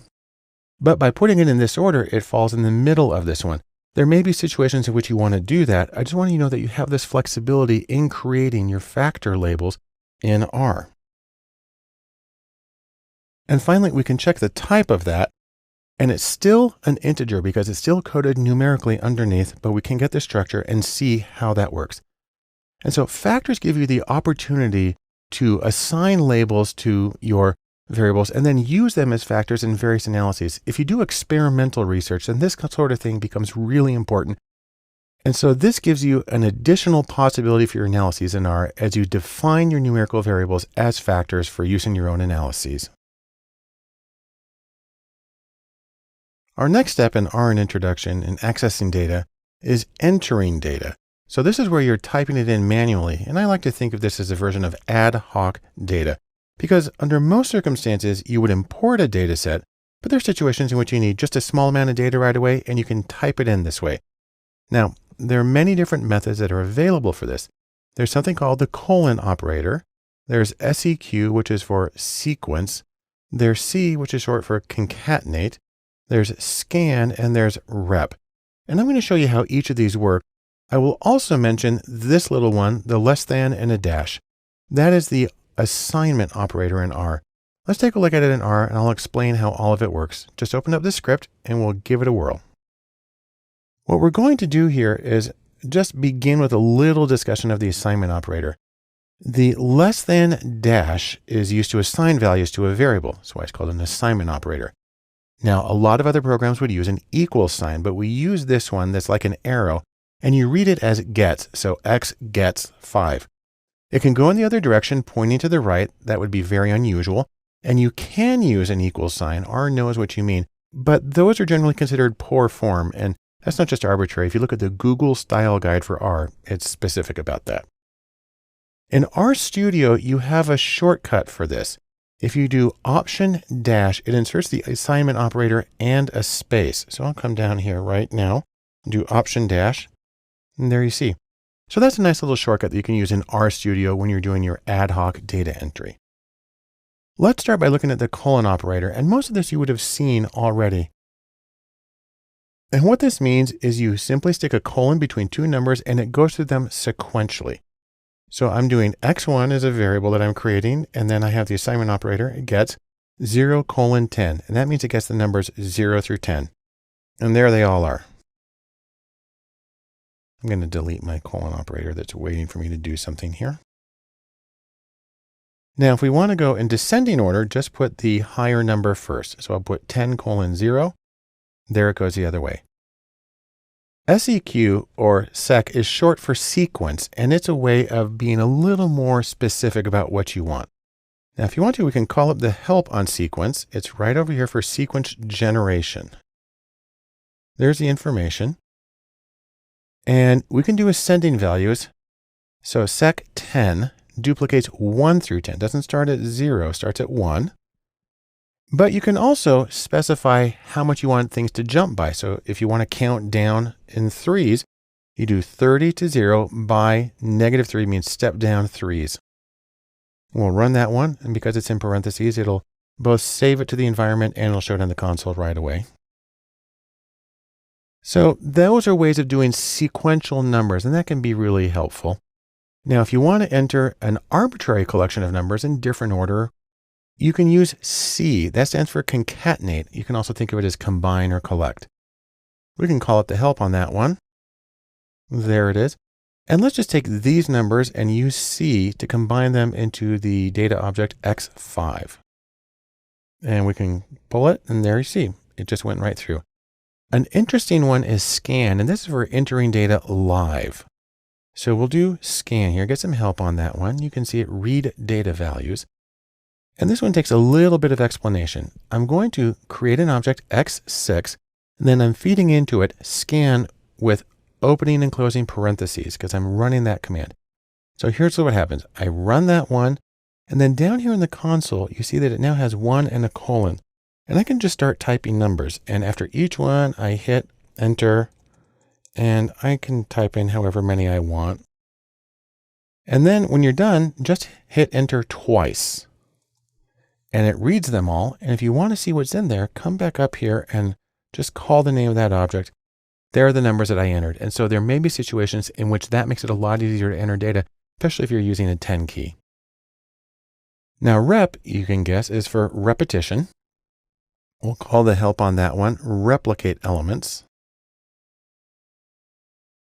And here's what we're going to do. We're going to say x7, we're going to repeat or replicate true, and we're going to do it 5 times. So x7, and then if you want to see, there are our 5 trues all in a row. If you want to repeat more than one value, it depends on how things set things up a little bit. Here I'm going to do replicate or repeat for true and false, but by doing it as a set, where I'm doing the C concatenate to collect the set, what it's going to do is repeat that set in order 5 times. So true, false, true, false, true, false, and so on. That's fine. But if you want to do the first one 5 times and then the second one 5 times, I mean, think of it as like collating on a photocopier. If you don't want it collated, you do each. And that's going to do true, true, true, true, true, false, false, false, false, false. And so these are various ways that you can set up data, get it in really for an ad hoc or an as needed analysis. And it's a way of checking how functions work, as I've used in a lot of examples here. And you can explore some of its possibilities and see how you can use it in your own work. The next step in our introduction and accessing data is talking about importing data. which will probably be the most common way of getting data into R. Now, the goal here is you want to try to make it easy. Get the data in there, get a large amount, get it in quickly, and get processing as soon as you can. Now, there are a few kinds of data files you might want to import. There are CSV files, that stands for comma-separated values, and it's sort of the plain text version of a spreadsheet. Any spreadsheet program can export data as a CSV, and nearly any data program at all can read them. There are also straight text files, TXT. Those can actually be opened up in text editors and word processing documents. Then there are XLSX, and those are Excel spreadsheets, as well as the XLS version. And then finally, if you're going to get fancy, you have the opportunity to import JSON. That's JavaScript Object Notation. And if you're using web data, you might be dealing with that kind of data. Now, R has built-in functions for importing data in many formats, including the ones I just mentioned. But if you really want to make your life easy, you can use just one.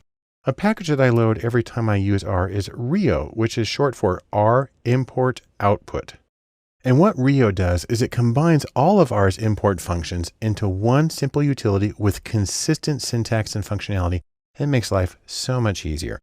Let's see how this all works in R. Just open up this script and we'll run through the examples all the way through. But there is one thing you're going to want to do first, and that is you're going to want to go to the course files that we downloaded at the beginning of this course. These are the individual R scripts, but it's this folder right here that's significant. This is a collection of 3 data sets. I'm going to click on that. And they're all called MBB. And the reason they're called that is because they contain Google Trends information about searches for Mozart, Beethoven, and Bach, 3 major classical music composers.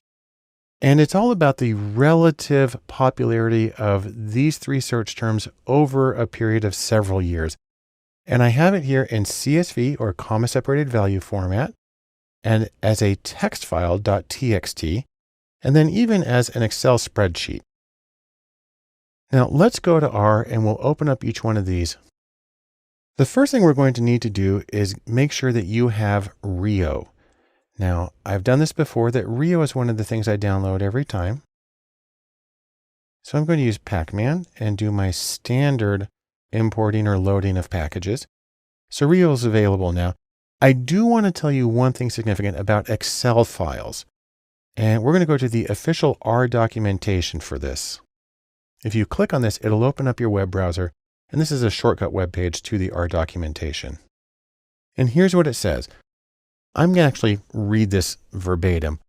Reading Excel spreadsheets. The most common R data import-export question seems to be, how do I read an Excel spreadsheet? This chapter collects together advice and options given earlier. Note that most of the advice is for pre-Excel 2007 spreadsheets and not the later XLSX format. The first piece of advice is to avoid doing so if possible. If you have access to Excel, export the data you want from Excel in a tab delimited or comma separated form and use read.delim or read.csv to import it into R. You may need to use read.delim2 or read.csv2 in a locale that uses comma as the decimal point. Exporting a diff file and reading it using read.diff is another possibility. Okay, so really what they're saying is don't do it. Well, let's go back to R, and I'm just going to say right here, you have been warned. But let's make life easy by using Rio. Now, if you've saved these 3 files to your desktop, then it's really easy to import them this way. We'll start with the CSV. We use Rio_CSV is the name of the object that I'm going to be using to import stuff into. And all we need is this command, import. We don't have to specify that it's a CSV or say that it has headers or anything. We just use import, and then in quotes and in parentheses, we put the name and location of the file. So on a Mac, it shows up this way to your desktop. I'm going to run that. And you can see that it just showed up in my environment on the top right. I'll expand that a little bit. I now have a data frame. I'll come back out. Let's take a look at the first few rows of that data frame. I'll zoom up. And you can see we have months listed, and then the relative popularity of search for Mozart, Beethoven, and Bach during those months. Now, if I want to read the text file, what's really nice is I can use the exact same command, import, and I just give the location and the name of the file. I have to add the .txt, but I run that and we look at the head and you'll see it's exactly the same. No difference. Piece of cake. What's nice about Rio is I can even do the XLSX file. Now it helps that there's only one tab in that file and that it's set up to look exactly the same as the others. But when I do that, we run through and you see that once again, it's the same thing. Rio was able to read all of these automatically, makes life very easy. Another neat thing is that R has something called a data viewer. Now we'll get a little bit of information on that through help. And you invoke the data viewer. Let's do this one. We do it with a capital V for view, and then we say what it is we want to see. And we'll do Rio_CSV. When we do that command, it opens up a new tab here, and it's like a spreadsheet right here. And in fact, it's sortable. We can click on this, go from the lowest to the highest and vice versa. And you see that Mozart actually is setting the range here. And that's one way to do it. You can also come over to here and just click on this little, it looks like a calendar, but it is in fact the same thing. We can double click on that. And now you see we get a viewer of that file as well. I'm going to close both of those. And I'm just going to show you the built-in R commands for reading files. Now these are ones that Rio uses on its own, and we don't have to go through all this, but you may encounter these in a lot of existing code because not everybody uses Rio. And I want you to see how they work. If you have a text file and it's saved in tab delimited format, you need the complete address, and you might try to do something like this. Read.table is normally the command, and you need to say that you have a header, that there's variable names across the top. But when you read this, it's going to get an error message, and it's frustrating. And that's because there are missing values in there in the top left corner. And so what we need to do is we just need to be a little more specific about what the separator is. And so I do the same thing where I say read.table. There's the name of the file and its location. We have a header. And this is where I say the separator is a tab. The backscore says that indicate this is a tab. So if I run that one, then it shows up, it reads it properly. We can also do CSV. The nice thing here is you don't have to specify the delimiter because CSV means that it's comma separated, so we know what it is. And I can read that one in the exact same way. And if I want to, I can come over here and I can just click on the viewer here and I see the data that way also. And so it's really easy to import data, especially if you use the package Rio, which is able to automatically read the format and get it in properly and get you started on your analyses as soon as possible. Now, the part of our introduction that maybe most of you were waiting for is modeling data. On the other hand, because this is a very short introductory course, I'm really just giving a tiny little overview of a handful of common procedures. And in another course here at datalab.cc, we'll have much more thorough investigations of common statistical modeling and machine learning algorithms. But right now, I just want to give you a flavor of what can be done in R.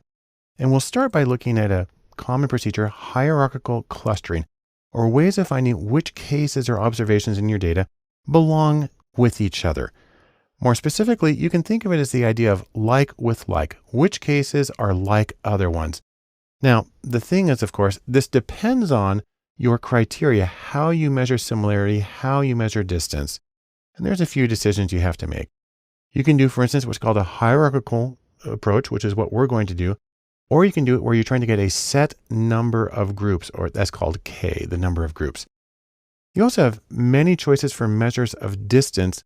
And you also have a choice between what's called divisive clustering, where you start with everything in one group and then you split them apart, or agglomerative, which is where they all start separately and you selectively put them together. But we're going to try to make our life simple here. And so we're going to do the single most common kind of clustering. We're going to use a measure of Euclidean distance. We're going to use hierarchical clustering, so we don't have to set the number of groups in advance. And we're going to use a divisive method. We start with them all together and gradually split them. Let me show you how this works in R. And what you'll find is, even though this may sound like a very sophisticated technique, and a lot of the mathematics is sophisticated, it's really not hard to do in reality. So what we're going to do here is we're going to use a data set that we use frequently. I'm going to load my default packages.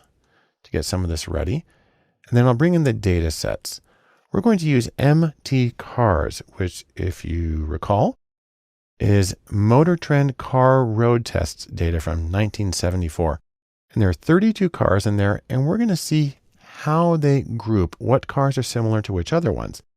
Now let's take a look at the first few rows of data to see what variables we have in here. You see we have miles per gallon, cylinders, displacement, so on and so forth. Not all of these are going to be really influential or useful variables. And so I'm going to drop a few of them and create a new data set that includes just the ones I want. If you want to see how I do that, I'm going to come back here and I'm going to create a new object, a new data frame called cars. And this says it gets the data from MT cars by putting the blank and the space here. That means use all of the rows. But here I'm selecting the columns. C for concatenate means I want columns 1 through 4, skip 5, 6 and 7, skip 8, and then 9 through 11. That's a way of selecting my variables. So I'm going to do that. And you see that cars is now shown up in my environment there at the top right.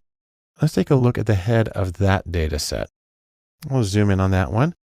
And now you can see it's a little bit smaller. We have miles per gallon, cylinders, displacement, weight, horsepower, quarter mile, seconds, and so on. Now we're going to do the cluster analysis, and what you're going to find is that if we're using the defaults, it's super, super easy. In fact, I'm going to be using something called pipes, which is from the package dplyr, which is why I loaded it. It's this thing right here. And what it allows you to do is to take the results of one step and feed it directly in as the input data into the next step. Otherwise, this would be several different steps, but I can run it really quickly. I'm going to create an object called HC for hierarchical clusters. We're going to read the cars data that I just created. We're going to get the distance or the dissimilarity matrix, which says how far each observation is in Euclidean space from each of the others. And then we feed that through the hierarchical cluster routine hclust. So that saves it into an object. And now what we need to do is plot the results. We're going to do plot HC, my hierarchical cluster object. And then we get this very busy chart over here. But if I zoom in on it and wait a second, you can see that it's this nice little, it's called a dendrogram because it's branches in a tree. It looks more like roots here. You can see they all start up together and then they split and then they split and they split. Now, if you know your cars from 1974, then you can see that some of these things make sense. So for instance, here we have the Honda Civic and the Toyota Corolla, which are still in production, are right next to each other.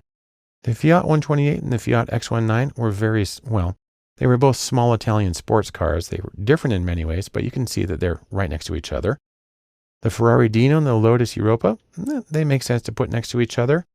If we come over here, the Lincoln Continental and the Cadillac Fleetwood and the Chrysler Imperial, it's no surprise they're next to each other. What is interesting is this one here, the Maserati Bora.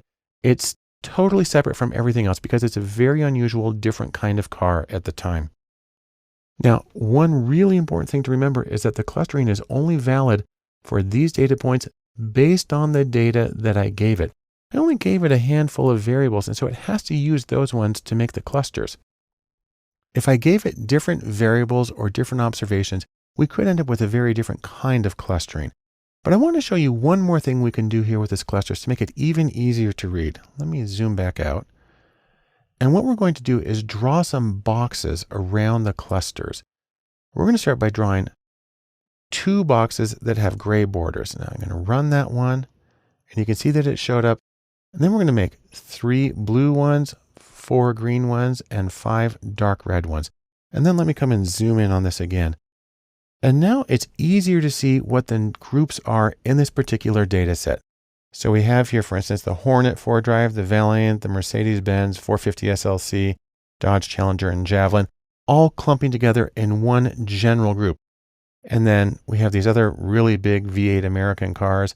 What's interesting is that the Maserati Bora is off by itself almost immediately.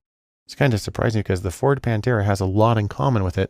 But this is a way of seeing, based on the information that I gave it, how things are clustered. And if you're doing market analysis, if you're trying to find out who's in your audience, if you're trying to find out what groups of people think in similar ways, This is an approach that you're probably going to use, and you can see that it's really simple to set it up, at least using the defaults in R, as a way of seeing how you have regularities and consistencies and groupings in your data. As we go through our very brief introduction to modeling data in R, another common procedure that we might want to look at briefly is called principal components. And the idea here is that in certain situations, less is more. That is, less noise and fewer unhelpful variables in your data can translate to more meaning, and that's what we're after in any case. Now, this approach is also known as dimensionality reduction. And I like to think of it by an analogy. You look at this photo and what you see are these big black outlines of people. You can tell basically how tall they are, what they're wearing, where they're going. And it takes a moment to realize you're actually looking at a photograph that goes straight down, and you can see the people there on the bottom, and you're looking at their shadows. And we're trying to do a similar thing. Even though these are shadows, you can still tell a lot about the people. People are three-dimensional, shadows are two-dimensional, but we've retained almost all of the important information. If you want to do this with data, the most common method is called principal component analysis, or PCA. And let me give you an example of the steps metaphorically in PCA. You begin with two variables. And so here's a scatter plot. We've got X across the bottom, Y up the side, and this is just artificial data. And you can see that there's a strong linear association between these two. Well, what we're going to do is we're going to draw a regression line through the data set, and it's there at about 45 degrees. And then we're going to measure the perpendicular distance of each data point to the regression line. Now, not the vertical distance. That's what we would do if we were looking for regression residuals, but the perpendicular distance. And that's what those red lines are. Then what we're going to do is we're going to collapse the data by sliding each point down the red line to the regression line. And that's what we have there. And then finally, we have the option of rotating it. So it's not on diagonal anymore, but it's flat. And that there is the PC, the principal component. Now, let's recap what we've accomplished here. We went from a two-dimensional data set to a one-dimensional data set, but maintained some of the information in the data. But I like to think that we maintained most of the information, and hopefully we maintained the most important information in our data set. And the reason we're doing this is we've made the analysis and interpretation easier and more reliable by going from something that was more complex, two-dimensional or higher dimensions, down to something that's simpler to deal with. Fewer dimensions, it means easier to make sense of in general. Let me show you how this works in R. Open up this script and we'll go through an example in RStudio. To do this, we'll first need to load our packages because I'm going to use a few of these. I'll load those and we'll load the data sets. Now I'm going to use the MT cars data set. We've seen it a lot. And I'm going to create a little subset of variables. Let's look at the entire list of variables. And I don't want all of those in my particular data set. So the same way I did with hierarchical clustering, I'm going to create a subset by dropping a few of those variables. And we'll take a look at that subset. I'll zoom in on that. And so there's the first 6 cases in my slightly reduced data set. And we're going to use that to see what dimensions we can get to that we have fewer than the 1, 2, 3, 4, 5, 6, 7, 8, 9 variables we hear. Let's try to get to something a little less and see if we still maintain some of the important information in this data set. Now, what we're going to do is we're going to start by computing the PCA, the principal component analysis. We'll use the entire data frame here. I'm going to feed it into an object called PC for principal components. And there's more than one way to do this in R, but I'm going to use prcomp. And this specifies the data set that I'm going to use. And I'm going to do 2 optional arguments. One is called centering the data, which means moving them so the means of all the variables are 0. And then the second one is scaling the data, which sort of compresses or expands the range of the data so it's unit or variance of 1 for each of them. That puts all of them on the same scale, and it keeps any one variable from sort of overwhelming the analysis. So let me run through that.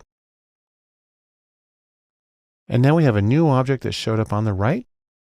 And if you want to, you can also specify variables by specifically including them The tilde here means that I'm making my prediction based on all the rest of these, and I can give the variable names all the way through.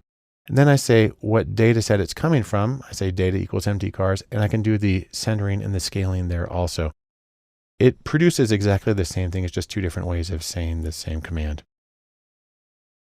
To examine the results, we can come down and get a summary of the object PC that I created.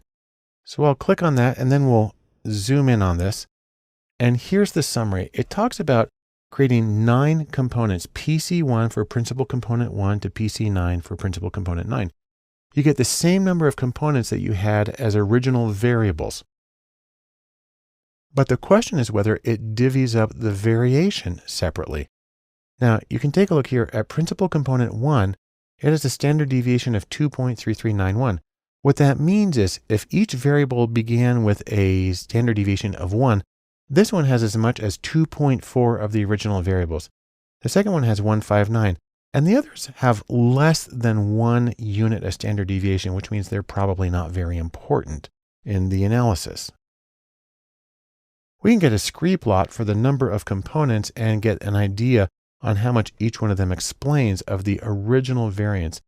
And we see right here, I'll zoom in on that our first component seems to be really big and important. Our second one is smaller, but it still seems to be, above 0. And then we kind of grind out down to that one. Now there's several different criteria for choosing how many components are important, what you want to do with them. Right now we're just eyeballing it, and we see that number 1 is really big. Number 2, sort of a minor axis in our data. Now, if you want to, you can get the standard deviations and something called the rotation here. I'm going to just call PC. And then we'll zoom in on that in the console. Just scroll back up a little bit. And it's a lot of numbers. The standard deviations here are the same as what we got from this first row right here. So that just repeats that the first one's really big, the second one's smaller. And then what this right here does with the rotation is it says is what's the association between each of the individual variables and the 9 different components. So you can read these like correlations. I'm going to come back and let's see how individual cases load on the PCs. What I do that is I use predict, run it through PCs, and then I feed those results using the pipe and I round them off so they're a little more readable. I'll zoom in on that. And here we've got 9 components listed and we got all of our cars, but the first 2 are probably the ones that are most important. So we have here the PC1 and 2. You see we got a giant value there of 2.49, 273, 354, and so on. But probably the easiest way to deal with all of this is to make a plot. And what we're going to do is go with something with a funny name, a biplot. And what that means is a 2-dimensional plot. Really, all it says is it's going to chart the first 2 components. But that's good because based on our analysis, it's really only the first 2 that seem to matter anyhow.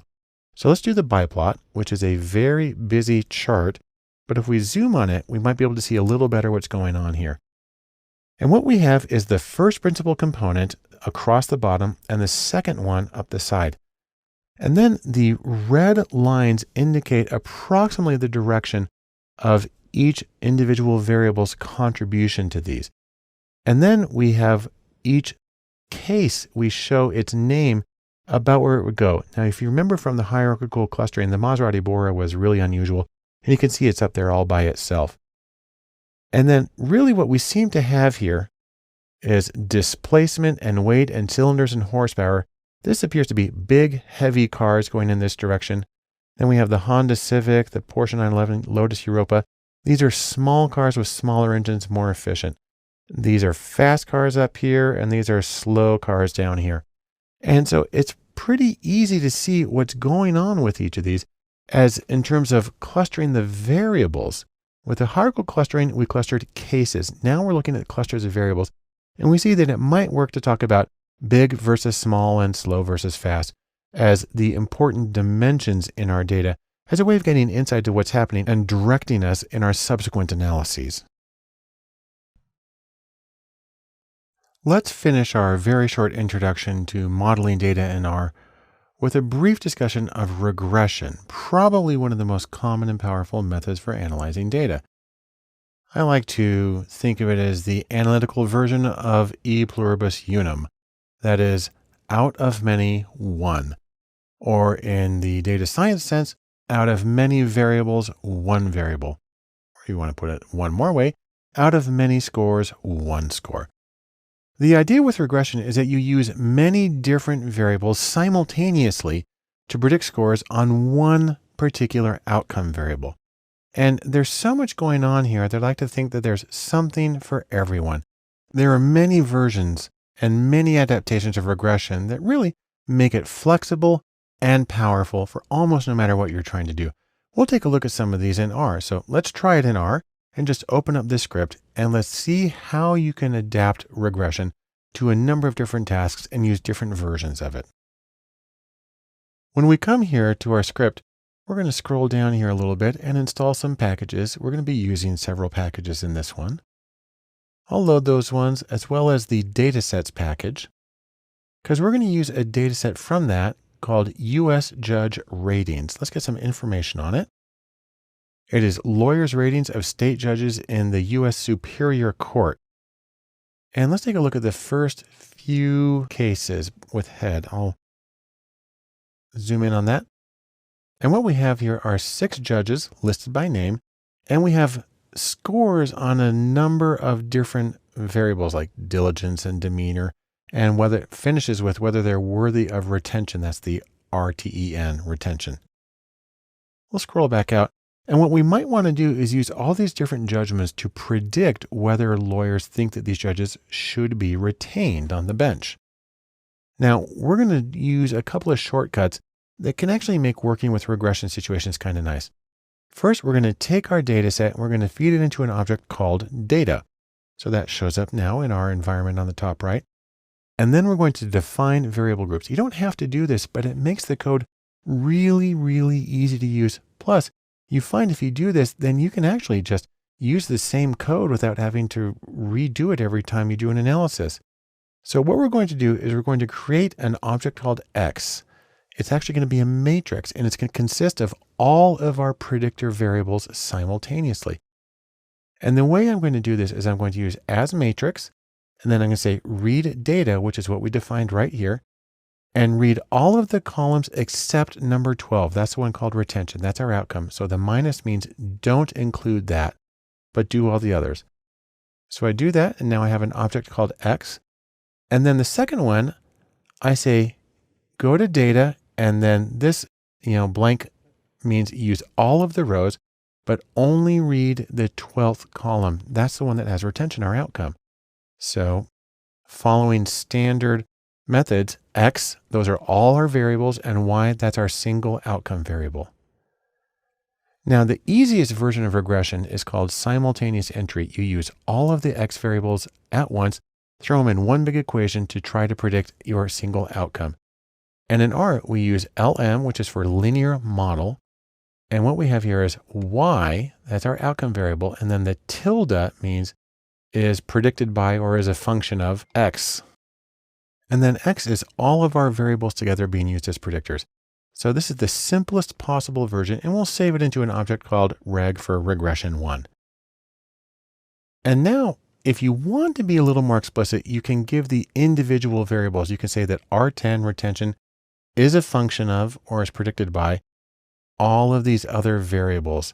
And then I say that they come from the data set US Judge Ratings. That way I don't have to do the data and then $ before each of these. That'll give me the exact same thing, so I don't need to do that one explicitly. If you want to see the results, we just call on the object that we created from the linear model. And I'm going to zoom in on that. And what we have are the coefficients. This is the intercept, start with -2, and then for each step up on this one, add 0.1, 0.36, so on and so forth. You'll see, by the way, that it's changed the name of each of the variables to add the X because they're in the dataset X now. That's fine. We can do inferential tests on these individual coefficients by asking for a summary. We click on that, and we'll zoom in. And now you can see there's the value that we had previously, but now there's a standard error. And then this is the t-test. And then over here is the probability value. And the asterisks indicate values that are below the standard probability cutoff of 0.05. Now we expect the intercept to be below that. But you see, for instance, this one, integrity, has a lot to do with people's judgments of whether a person should be retained. And this one, physical, really, are they sick? And we have some others that are kind of on their way. And this is a nice one overall. And if you come down here, you can see the multiple R squared. It's super high. And what it means is that these variables collectively predict very, very well whether the lawyers felt that the judge should be retained. Let's go back now to our script. You can get some more summary data here if you want. We can get the analysis of variance table, the ANOVA table. And if we click on that, zoom in, there you can see that we have our residuals and the Y. Come back out. We do the coefficients. Here are the regression coefficients. We saw those previously. This is just a different way of getting at the same information. We can get confidence intervals. We'll zoom in on that. And now we have a 95% confidence interval. So the 2.5% on the low end, the 97.5% on the top end, in terms of what each of the coefficients would be. We can get the residuals on a case-by-case basis. Let's do this one. And when we zoom in on that, now this is a little hard to read in and of itself because they're just numbers, but an easier way to deal with that is to get a histogram of the residuals from the model. So to do that, we just run this command, and then I'll zoom in on this. And you can see that it's a little bit skewed, mostly around 0. We've got one person way up on the high end, but mostly these are pretty good predictions. We'll come back out. Now I want to show you something a little more complicated. We're going to do different kinds of regression. I'm going to use 2 additional libraries for this. One is called LARS, that stands for Least Angle Regression, and CARET, which stands for Classification and Regression Training. We'll do that by loading those 2. And then we're going to do a conventional stepwise regression, which, a lot of people say there's problems with this, but I'm just going to show that I'm going to do it really fast. There's our stepwise regression. Then we're going to do something from LARS called stage-wise. It's similar to stepwise, but it has better generalizability. And we run that through. We can also do least angle regression. And then really one of my favorites is the lasso. That's the least absolute shrinkage and selection operator. Now I'm running through just the absolute bare minimum versions of these. There's a lot more that we would want to do explore these, but what I'm going to do is compare the predictive ability of each of them. And I'm going to feed into an object called R2comp for a comparison of the R squared values. And here I specify where it is in each of them. I have to give a little index number, and then I'm going to round off the values. And I'm going to give them the name, say the first one stepwise, then forward, then LAR, then lasso.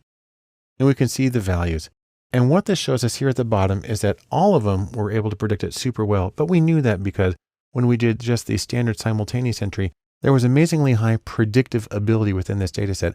But you will find situations in which each of these can vary a little bit, maybe sometimes they vary a lot. But the point here is there are many different ways of doing regression, and R makes those available to whatever you want to do. So explore your possibilities and see what seems to fit. In other courses, we will talk much more about what each of these mean, how they can be applied, and how they can be interpreted. But for right now, I simply want you to know that these exist and they can be done, at least in theory, in a very simple way in R. And so that brings us to the end of R, an introduction. And I want to make a brief conclusion, primarily to give you some next steps, other things that you can do as you learn to work more with R. Now, we have a lot of resources available here. Number one, we have additional courses on R in datalab.cc, and I encourage you to explore each of them. If you like R, you might also like working with Python, another very popular language for working in data science, which has the advantage of also being a general purpose programming language. The things that we do in R, we can do almost all the same things in Python. And it's nice to do a compare and contrast between the two with the courses we have at datalab.cc. I'd also recommend you spend some time simply on the concepts and practice of data visualization. R has fabulous packages for data visualization, but understanding what you're trying to get and designing quality ones is sort of a separate issue. And so I encourage you to get the design training from our other courses on visualization. And then finally, a major topic is machine learning, or methods for processing large amounts of data and getting predictions from one set of data that can be applied usefully to others. We do that for both R and Python and other mechanisms here in Data Lab. Take a look at all of them and see how well you think you can use them in your own work. Now, another thing that you can do is you can try looking at the annual R user conference, which is user with a capital R and an exclamation point. There are also local R user groups, or RUGs. And I have to say, unfortunately, there is not yet an official R day. But if you think about September 19th, it's International Talk Like a Pirate Day. And we like to think because pirates say R. And so that could be our unofficial day for celebrating the statistical programming language R. Any case, I'd like to thank you for joining me for this, and I wish you happy computing.